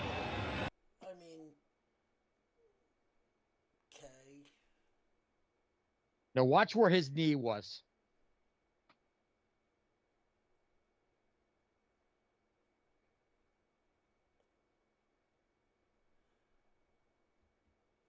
He's actually, even if it wasn't, I think he got the tag too. He got under the tag. No, but yeah, that's what I'm saying. You see, this is what I'm saying. They called it.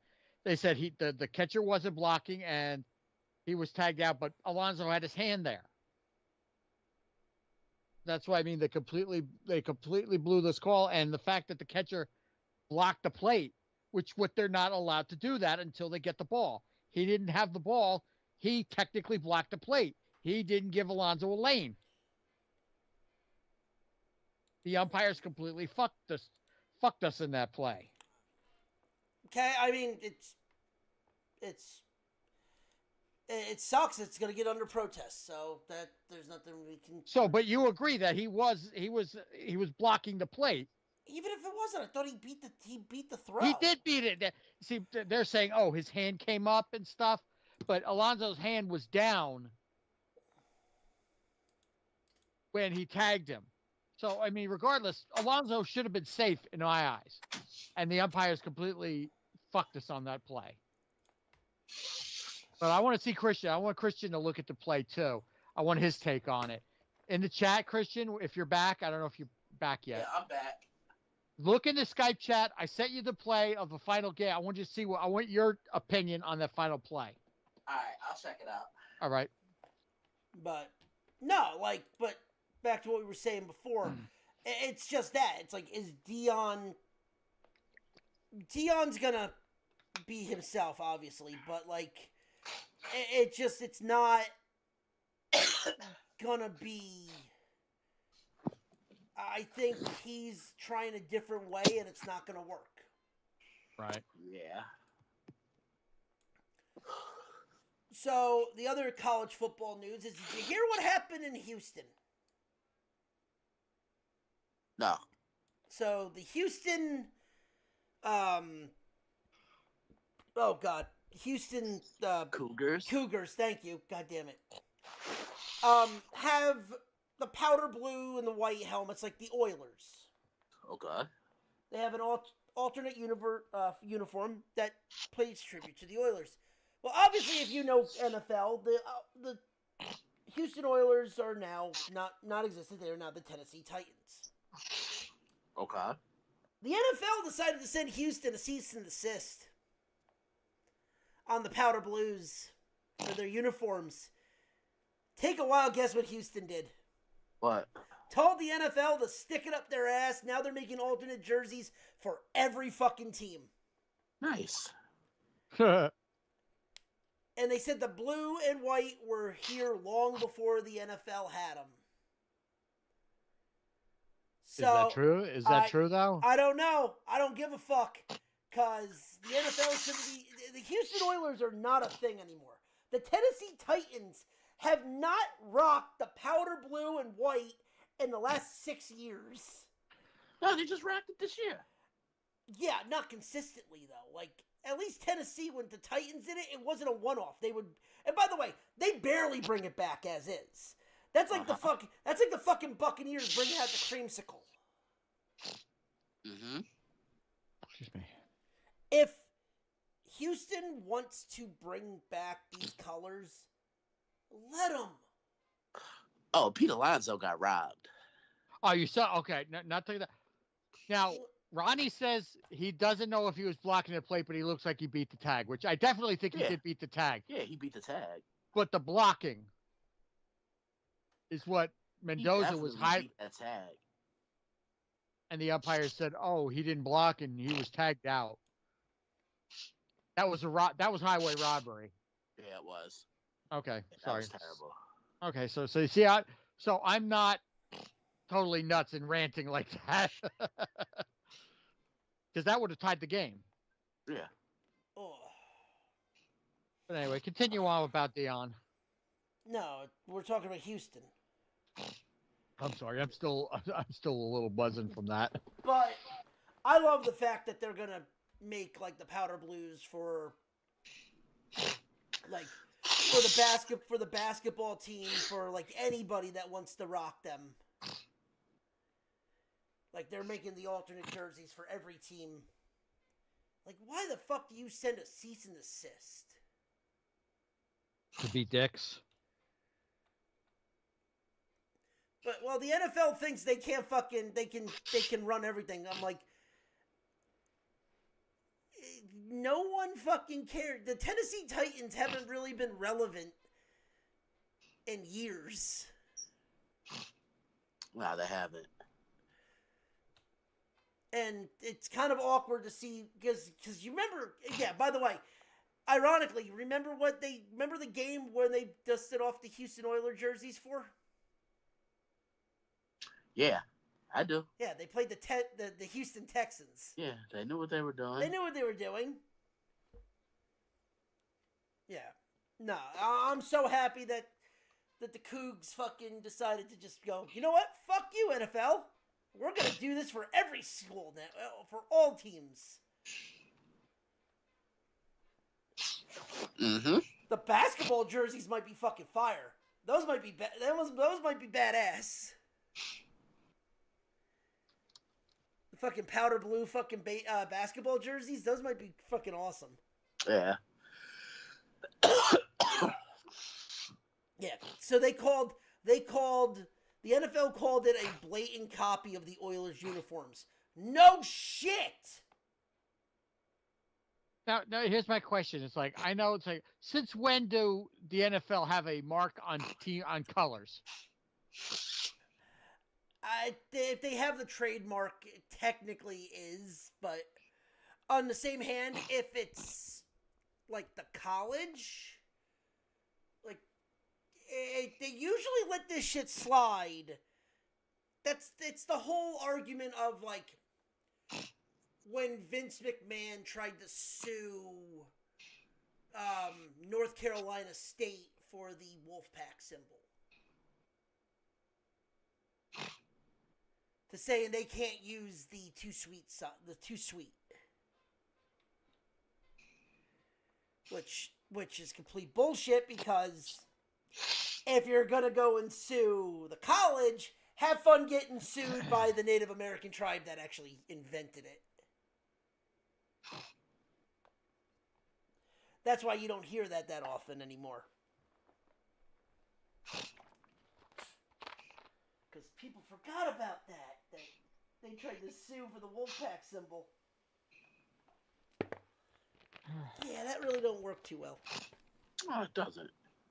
No, but they told the NFL to go stick it. I'm so happy that they did that. 2 words for you. Oh yeah, fuck off. But we're getting other college football news. We're getting lawsuits from Iowa for damages for the gambling probe.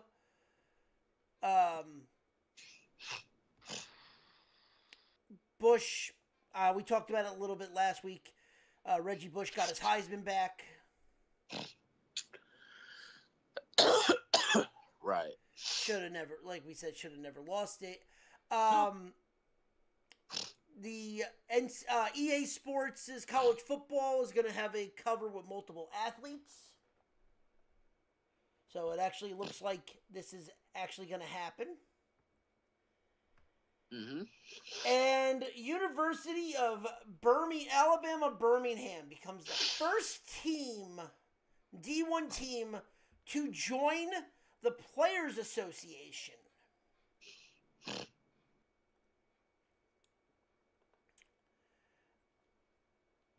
So this is news that just broke a couple of days ago.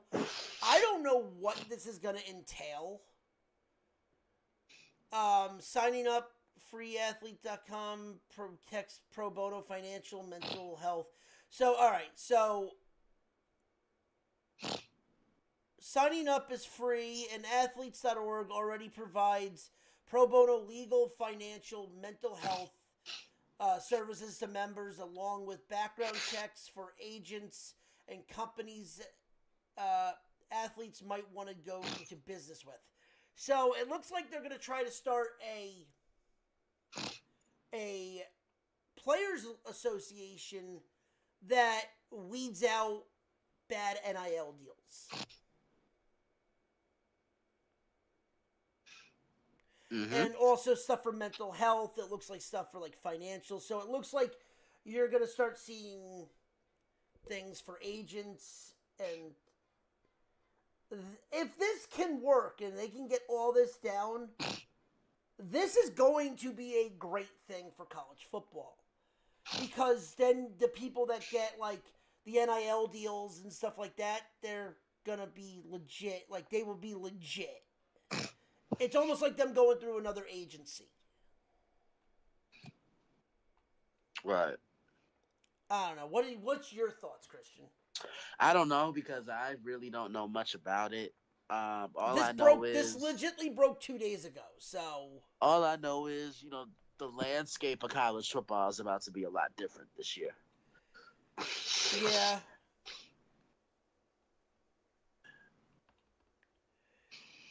I'm just reading this real quick. Yeah, signing up is free. Provides pro bono legal, financial, mental health services to members, along with background checks for agents and companies athletes might want to do business with.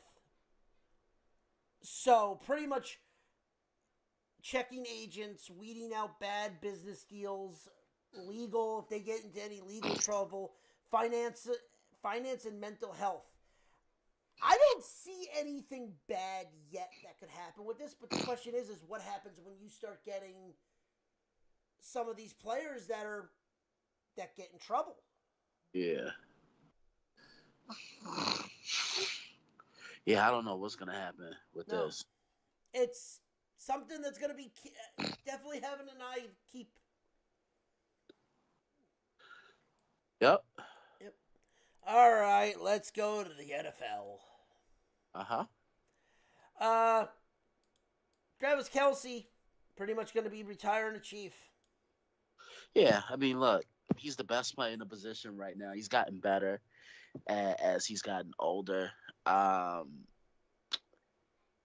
Wasn't necessarily his best season, but when you needed him to make a big catch in the playoffs, he did it. I mean, he tore apart the Baltimore Ravens last year. I mean, when he retires, he's going to be a lead pipe lock for the Hall of Fame. $34.25 million over 2 years. $17 million is going to be his net annual salary, and pretty much as long as he's there for 2 years, it is all guaranteed. Right. I mean, he's going to be a first ballot Hall of Famer. And yeah, I mean, as a tight end, I mean, honestly, I don't know. Yeah, he should, without question, because I don't know. I just feel. Let's put it this way: is he up in that echelon of the Mount Rushmore of tight ends? I'd say so. I mean, he's one of the 5 best that I've seen. Because the 5 best I've seen, Gonzo. I don't mind. Gates. Yeah, he's the best I've ever seen do it. Gonzo, Gates. It's not that disorder. Kelce, Gronk, Winslow. No, for me, it's Gates at 5. Okay. Kelce at 4. Okay. Gronk at 3. Yeah. Shannon Sharp at 2. Okay, fair. I forgot Shannon Sharp. And Tony Gonzalez at 1. To be honest with you, I wouldn't even be mad if people said they had Gronk. I mean, Kelsey over Gronk, because a lot of people aren't going to say that, because a lot of people don't really look at it the way I do, right? Oh, but Gronk has 4 championships. Yeah, that might be true. Kelsey has one less than him, right? And on top of that, um, look who Gronk had throwing him the ball. Oh yeah. So we really about luck. I know that's not his fault and everything, but we're really about to act like that's not a difference. Because let's just swap Rob Gronkowski and Travis Kelsey, right? Yeah. Because let's not act like, Travis Kelsey was catching the ball consistently from Alex Smith. And Alex Smith was nowhere close to the quarterback that Patrick Mahomes was. Yeah, we forget that he's been in the league for 12 years now.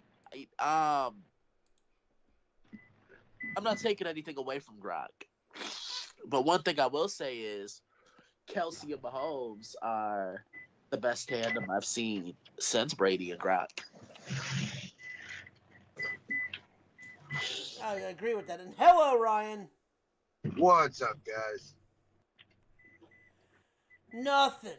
Talking about, we were just actually talking about the college football and Deion Sanders. Now we're talking NFL draft. Oh, okay. I got you. Yeah, we're talking Kelsey just signed a 2-year deal, pretty much making him the highest paid tight end. Heyo. I mean, you say that's the same thing about Taylor Swift. Oh, that's a no end. Hello, I mean, low, flat. low, low. I mean, it's another Joanna. She is flat as fuck. She's a board. Dude, even boards have bumps. Oh shit. But all right, going into the draft, Christian, who did you have as your winner? You want me to start from 1 to 3 or 3 to 1? 3 to 1. My third was the Chiefs. Okay. Look, this is just the rich staying richer. They trade up with Buffalo. Didn't really have to give a lot up to get that spot. And they draft Xavier Worthy, who I think, because there's a lot of uncertainty with the Chiefs receiver role, but I think Xavier Worthy gives them a lot of depth. He can play inside and outside, and they're looking for that speedster because they haven't had it since Tyreek Hill, right? Yeah. So I thought that was a great move. They got some offensive line help. This is why the Chiefs have been so good, because they've been building in the NFL draft. They haven't really had to go out and get free agents. I mean, and this is why they could potentially become the first team to three-peat in NFL history as Super Bowl champs. 2 was the Bears. We knew what they were going to do at number 1. But it was number 9 that really impressed me, because they could have gone past rusher, but they decided to continue to give Caleb Williams more weapons, and they go and get Rome Odunze. And on paper, Caleb, Rome Odunze, DJ Moore, and Keenan Allen, this could be the best. This could be the best passing attack that the Bears have ever. And then it was just a lot of value moves that they made. And then number 1 was the Steelers for me, because they made a lot of value moves. Getting Troy Fautanu from Oregon State, I think it was. Washington, right. The Steelers have needed help on that offensive line, and this tells me that the Steelers want to get back to running the football. Getting Peyton Wilson, getting Roman. What is that guy's name? Let me look. Roman Wilson. He's gonna get Russell Wilson. My bad, John. His name is Russell. Last name Wilson. he's gonna give the quarterback a consistent weapon because remember the Steelers traded Deontay Johnson, and then they drafted that linebacker from North Carolina State, Peyton Wilson. Peyton Wilson, yep.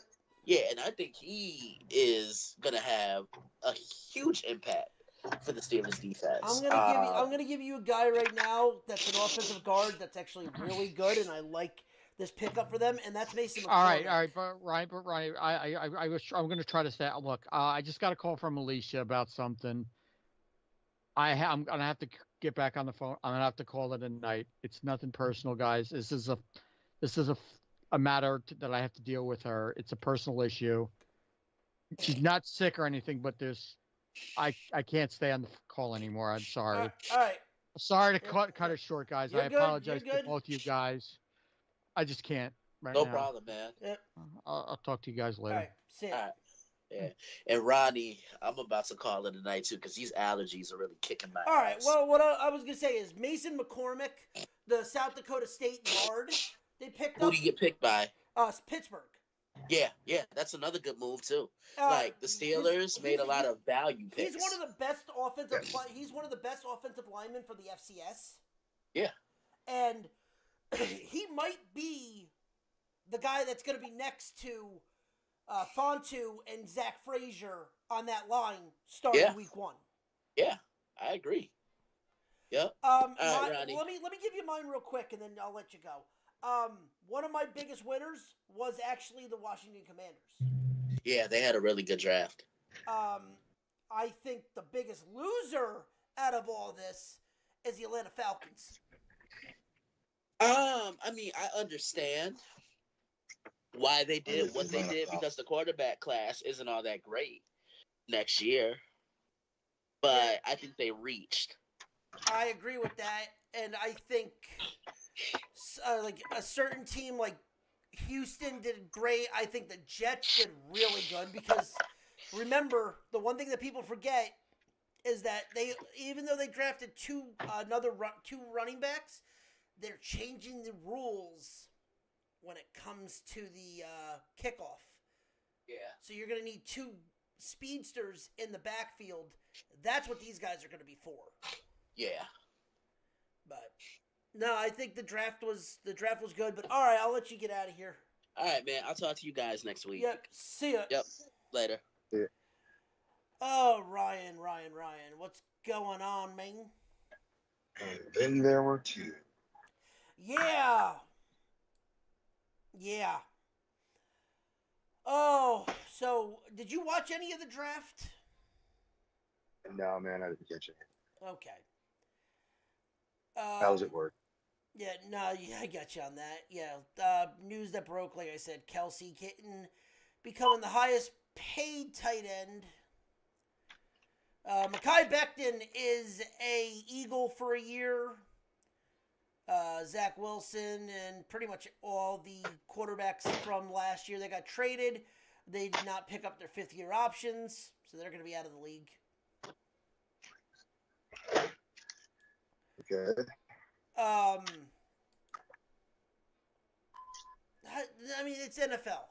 So right now it's the draft. It's just everything's now coming into... Let's get these guys into camps and see what they can do. Yeah, pretty much. Yeah, I've been watching some of the Steelers picks. They've been posting a lot on social media. Yep. You know, coming into the Steel City, all that good stuff. Those first workouts with the team, super crucial.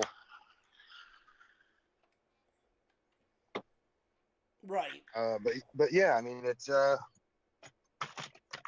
draft time. You know, it's time for the reset. See where these guys are going to end up. Who's going to make the squad? Who's going to make the squad? Who's going to have their dreams dashed in 2024? Yep. I mean, right now the draft is over, so now it is like you said, it's a legit reset where now their NFL goes away for about 2 months. I mean, it really doesn't go away because there's still going to be a lot of news coming out about the way that these new rookies are performing. who's making the 40-man rosters, who's going home. Oh yeah, but I'm saying is right now you're gonna start seeing more of them go. It's gonna start now taking a step back because the draft is usually the forefront. Now it's April. Now you got June go through, and then mid-July is when it starts to ramp back up again. Right. Just like with baseball. I mean, it ends in October. It doesn't ramp back up till late January, February. Yeah. So right now there's, other than that, there's not a lot of news. But there is one thing that we can talk about. Oh, please say it's the ponies. It is the ponies. It is the first Saturday of May. May the 4th be with you. And May the 4th be with you. And let's race for the roses. Well, not just that, but on May the 4th, on Star Wars Day, yours truly will be debuting for Ignite Pro Wrestling in Heron, Illinois. If anybody that's listening is out that way, grab your tickets now, because I am officially entering myself into the Royal Rumble to crown the first ever Ignite Pro Wrestling Heavyweight Champion. Oh, I thought you were going to put yourself in the first ever Quidditch tournament. No, dude, we're coming into the Quidditch off season. Come on, you got to admit, dude, we'd have got him with that. Yeah, well, we'd have got him. I'll tell you something off. I'll tell you some stuff off air. Okay, let me ask you a question. What are the odds that John goes back and listens to the rest of the show? Well, you know what? Usually I would say it's pretty good. Oh! Okay, never mind. I was going to get our wonderful fans from around the world involved. Yeah, trust me. Joanna was wondering where Raider Dave was. Oh man, look, Raider Dave is out of town. I don't know where he went. I think he went to that IKEA Superstore in Minnesota. Oh, I thought he was going to go to that IKEA store in New York, but, flat tires. Dude, he's still driving around on that broke-ass pizza crust. Lucky he's only driving like a little tempo.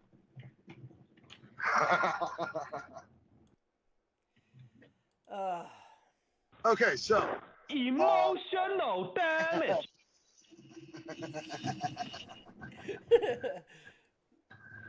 Okay, so I've actually been paying attention to the ponies, and I want to know who's your pick and who's your long shot. All right, so the horse that I like, so last year, I will say this, I came on this and I gave the winner from last year, and that was a 15-1, nice little chunk of change. Yeah, we hit last year. It was like we won, but we kind of didn't win. We kind of broke even on it. Yeah. Yeah, because Rich fucking Strike. Rich Strike wasn't there. It was Mystic last year. Oh, Rich Strike was year before. Yeah, it was 2 years. Yeah. Mystic hit at 15-1, so that was nice. Oh, bang. Yeah. The horse I like going into this is Sierra Leone. I was about to say, man, Sierra Leone is one of my top picks. So, I watched him at Aqueduct, and the first thing I said is if there is rain in the forecast, Sierra Leone will be the heavy favorite because this thing can run in the mud. I needed to see what it could do I wanted to see what it could do on dry dirt, and it fucking blew everybody out of the water on dry dirt. But Sierra Leone is a great pick, but Fierceness, I believe that's its name. Yeah, that's the heavy favorite. Dude, that's the heavy favorite because that fucking horse has wings. The problem is Fierceness going out of gate 17. Now wait a second. Yeah. Fierceness is coming out of 17. Where is Sierra Leone popping off? At a 2. Oh, but shit. Sierra Leone doesn't like to ride the rails. 90 seconds. Thank you, Brenda. Sierra Leone does not like to ride the rail. Sierra Leone will drop back towards the back of the pack and wait until the final turn to start to catch up and go wide. So, Right, hit that being in second is not a big deal for this. Now, I'll tell you one horse that's going to be fucked, and that's the number 1, Dornoch. Yes. Florida Derby winner, good horse, 60 seconds. but it's very hit or miss. At 20-1, it's not a bad pick, but I don't think that it's going to do anything at number 1. My long shot Yeah, who's your long shot? is gonna be Forever Young at 10-1. The Japanese horse coming over from Japan won the Japanese Derby and pretty much locked himself into the thing. If we're going to get a Japanese horse winning the Kentucky Derby, I think this is it. It very well could be. I mean, this is an exciting. 10 seconds. Thank you, Brenda. We do have one scratch. Econo is officially out, which means Epic Ride at 50-1 takes its place. So, sorry, Fierceness goes down. Fierceness is going to come out of the 16. I mean, still not awesome. No.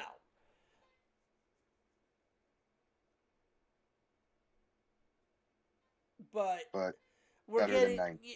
we're getting TK Password goes to the 9, Forever Young goes to the 10, which is not bad.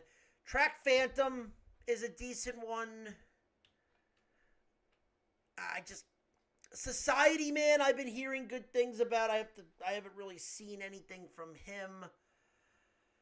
I think the one thing about this race is that everyone is a proven winner. Right. At this distance. So that's what's terrifying about this. They're proven winners. That it's not a sprint race. It's not a turf race one that makes it. No, these are dirt runners at this distance. That's the big thing.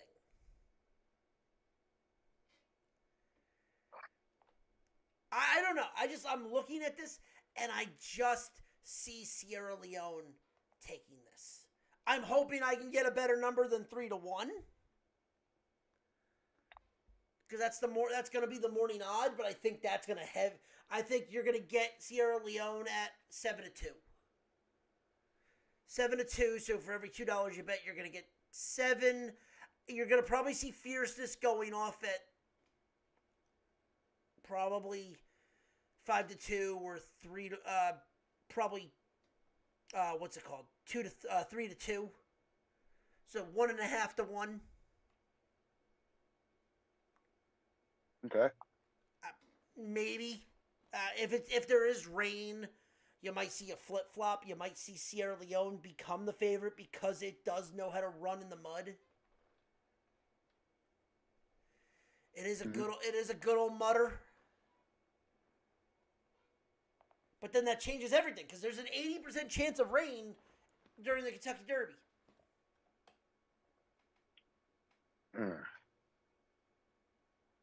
Yeah. Well, that earth's already going to be churned up from getting them fucking warmed up for the day. Yeah. Oh, yeah. Plus, you got to remember, there's freaking 12 other races before, or there's 10 other races before it. Yeah, it's going to be all fucking tore up. Yeah. Including also, too, there's a big race on the 3rd.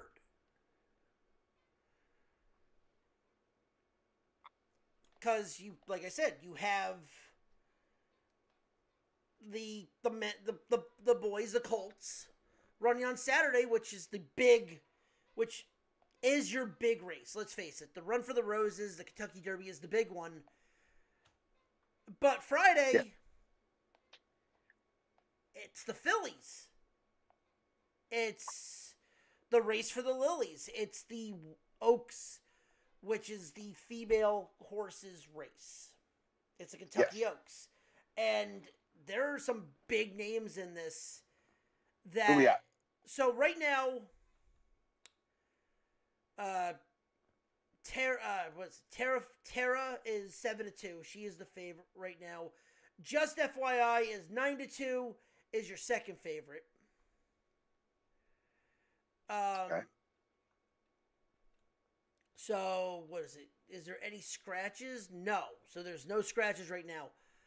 The horse that I have winning this is actually 5-1, and that's Torpedo Anna. Coming out of the 5. But I Okay. also like Where's My Ring. So I would go for my bet. I'm actually going to do this. I will put this down there. It is a $24 Superfecta box. So it's $1. Just FYI,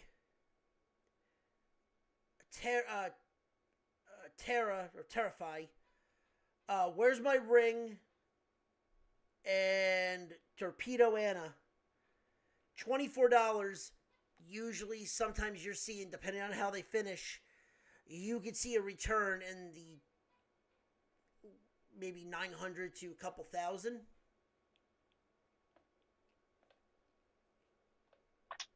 Not bad. No.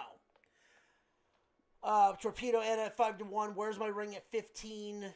Terra 7-2, and then Just FYI 9-2.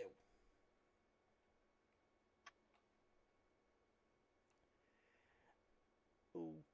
This is where I love this, and I'm sorry. The other thing that I'm going to turn around and say is we had people on our show at one point. I'll say his name out loud. Chris would bitch and moan about the Kentucky Derby. But Yes. I'm sorry, you know nothing about the sport. Because you just hear, oh, well, they have riding crops. They do this. They do that. They do... You didn't even know that Philly and New Jersey are the two biggest fucking horse breeding states in the country. Next thing you know, California, and because they're bigger states, and Kentucky,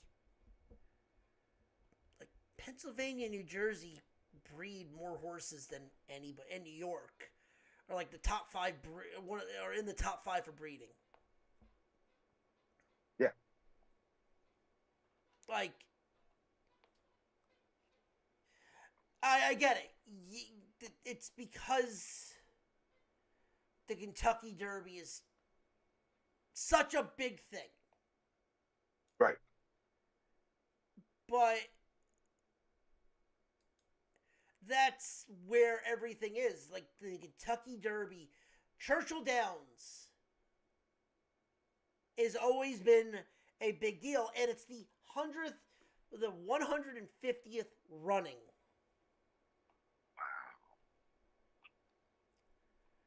Like, it's a big deal. It is. Oh, well, so-and-so goes here. Yeah, because it's the oldest sport. And yes, horse racing is a sport. Not the gaming side of it. The actual horse racing. Yeah. Is a sport. And I'm sorry, I'm sick and tired of hearing, because he's guilty of this too. Chris is guilty of this too. Oh, well, yeah, you have a jockey riding this horse. I go, yeah. And NASCAR was a bunch of fucking moonshine runners.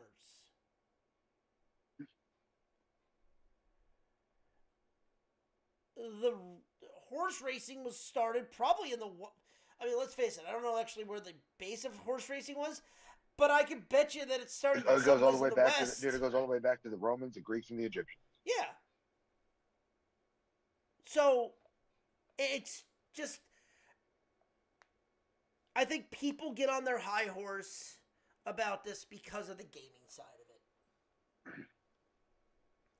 The betting, the people that come in. Oh well, why isn't PETA there?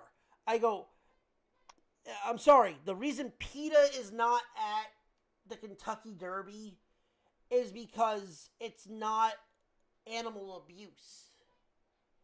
No. Now, should PETA have been to, say, Santa Anita when over a 2-year span you had a course of, say, 15 horses dying? Yes. Or 15 to 25 horses dying on the track because of broken legs? Yeah! Because that's not a problem with the sport. That is a problem with the track. Correct. There's a difference. But I don't know. I don't know where you're going to get, where people get off saying that. Because it's like, learn the sport first. Because when you learn the sport of horse racing, you're never going to have an issue. No. No, and I mean, in horse racing, it legitimately is one of the oldest sports known to mankind. Yeah. For as long taming and riding horses, they've been racing them to see who's faster. Yeah. And I mean, it is the breeding game is a billion-dollar company. Like, period. Yeah. It's not like fucking, excuse me, like they're not beating the animals. No. Jockeys are actually smaller people. There's a height requirement for jockeys. Yep. I am 5'11". I am too tall to be a jockey. Yeah, you have to be like, literally, you have to be about, I think it's like under 5'2", and have to be about I think it's under 5. I think it's under 5'4". 5'4", and have to be like, you have to weigh like 125. Tops. At most. And they actually weigh, so here's the funny thing is they weigh. And you know what? Let me just point this out too, okay? Okay. All these Karen bitches that are out here complaining about the fucking Kentucky Derby because they're using riding crops, bitch, you got one in your bedroom. If you got one in your bedroom, your husband can beat your ass with it, and you're just fine. Oh yeah.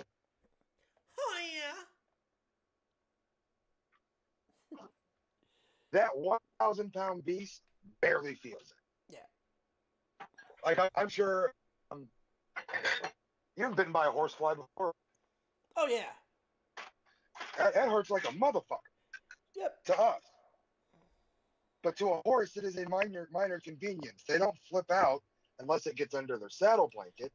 But out, just randomly, the horseflies that land on them, they swish their tail at them. I was gonna say, why do you think back in ancient Egypt, the whips that the pharaohs would use For horsehair. were horsehair? Yep, were horsetails. Like, I don't Well, you're breaking up a little. I feel like people have a problem with jockeys and horse racing, and I'll be right back. I gotta take my dog out. Okay. No, he's absolutely right. It's, you have to if you understand the sport, and yes, the sport, not the gaming side of it. And I think that's where a lot of people also get confused. Yeah, it's the fact that you get these horses that, I mean, shit, it's a billion-dollar company. A horse that wins the Triple Crown can be bred for millions. Easily. When it goes into stud, that camp is set almost for life.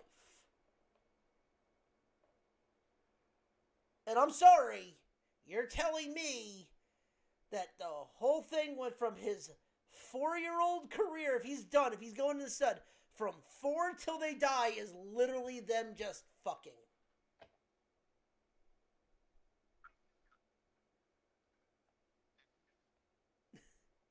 Yeah, I'm sorry. Do what now?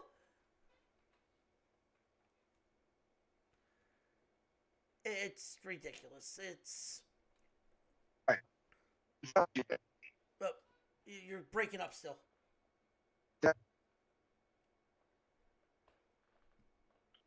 Sound bad, Adam. I don't know if you're in a bad spot with your phone. Sure. A little bit. Not a bad. Nah, dude, it's still bad. Sorry. No, you're I'm good. outside. No, you're fine. Trust me, I get it.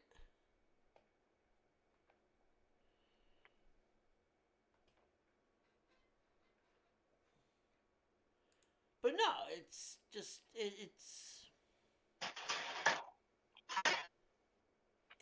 like I said, it's understanding what the sport is. Right, what it actually is compared to what it's portrayed as. Yeah, because I mean, breeding is a whole thing on its own. Because I mean, shit, they have horse farms. Multi-million-dollar industry. Yeah.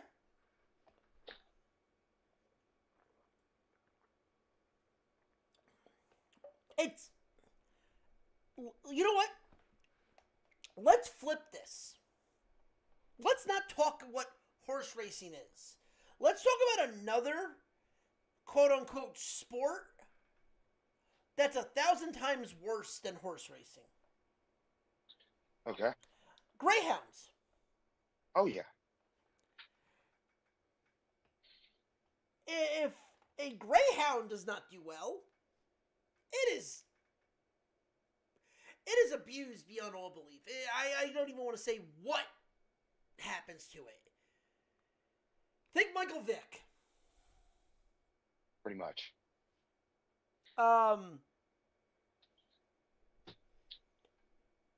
But some people go watch the Greyhounds and not think anything twice of it because they don't see him getting hit with a riding crop. Right. Or Greyhounds are 1,000 times worse. But people will go and bet on said Greyhounds. Mm-hmm. Just because one day a year, they literally, it is just like the Masters, it is the granddaddy of them all. The Kentucky Derby, the Race for the Roses, it is the one race, the greatest 2 minutes ever. Before anyone says, what's the other greatest 2 minutes? Bullshit, you last 30 seconds. Right. Like a bull rider, you barely can hold on for those full 8 seconds.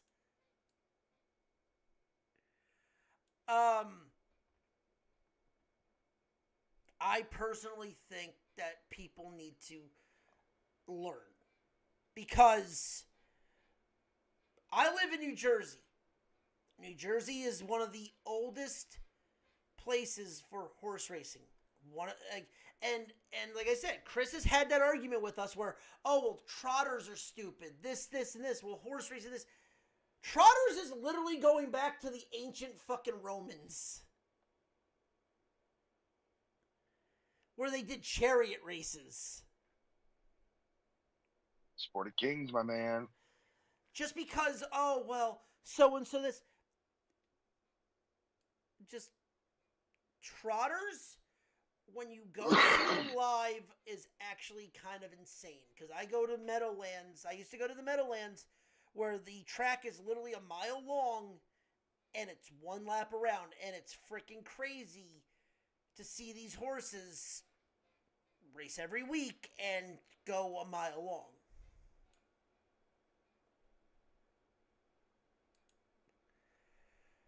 I don't know. That popped into my head today, and I just kind of got a little tweaked about it because it's like we had the conversation on here. It's not the sport of horse racing is not dead anymore. It's actually getting bigger. It's growing again, and it's going worldwide.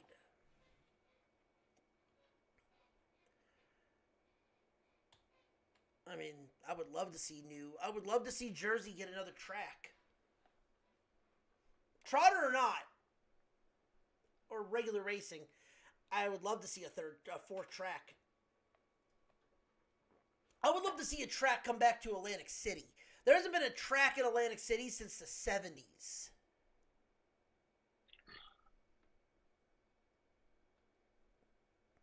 But with that being said, all right, let's do this. What is your pick for the Kentucky Derby, Ryan?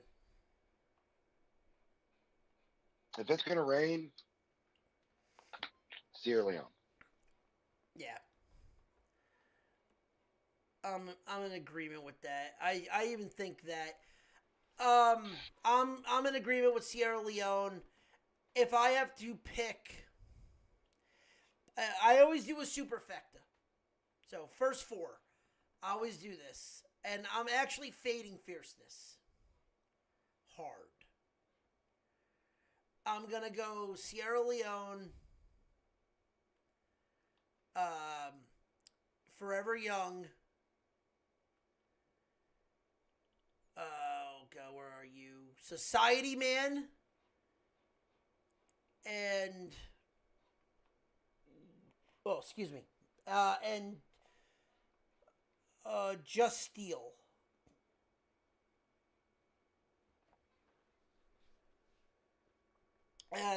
Just Steel is at 20-1, and Society Man's at 50-1.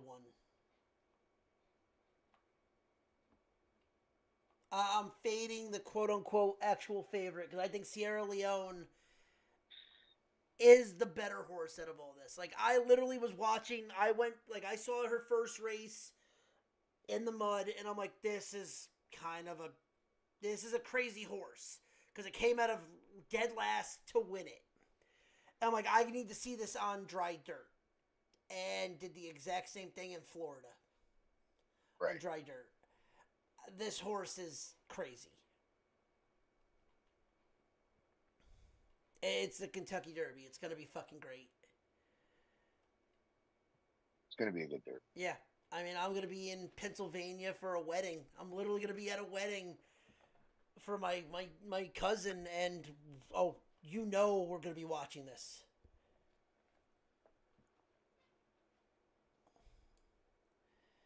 It's going to be fun.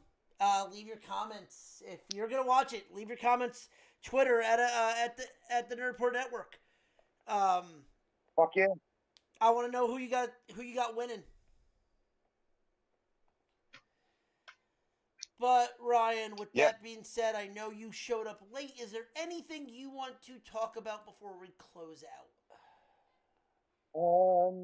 No, let's just close her out. It's been a long day, man. One thing I need to tell you too is Mike Trout. Tell me if you heard this joke before. Mike Trout's out with a knee injury. Yeah, looking at surgery, but could be back before the end of the season. Yep. But all right. With that being said, ladies and gentlemen, thank you for listening to the show. If you like what you heard, follow us on all social media accounts under the Nerdport Network. Follow us individually at Ethan Ronnie. At Stuntcock STL.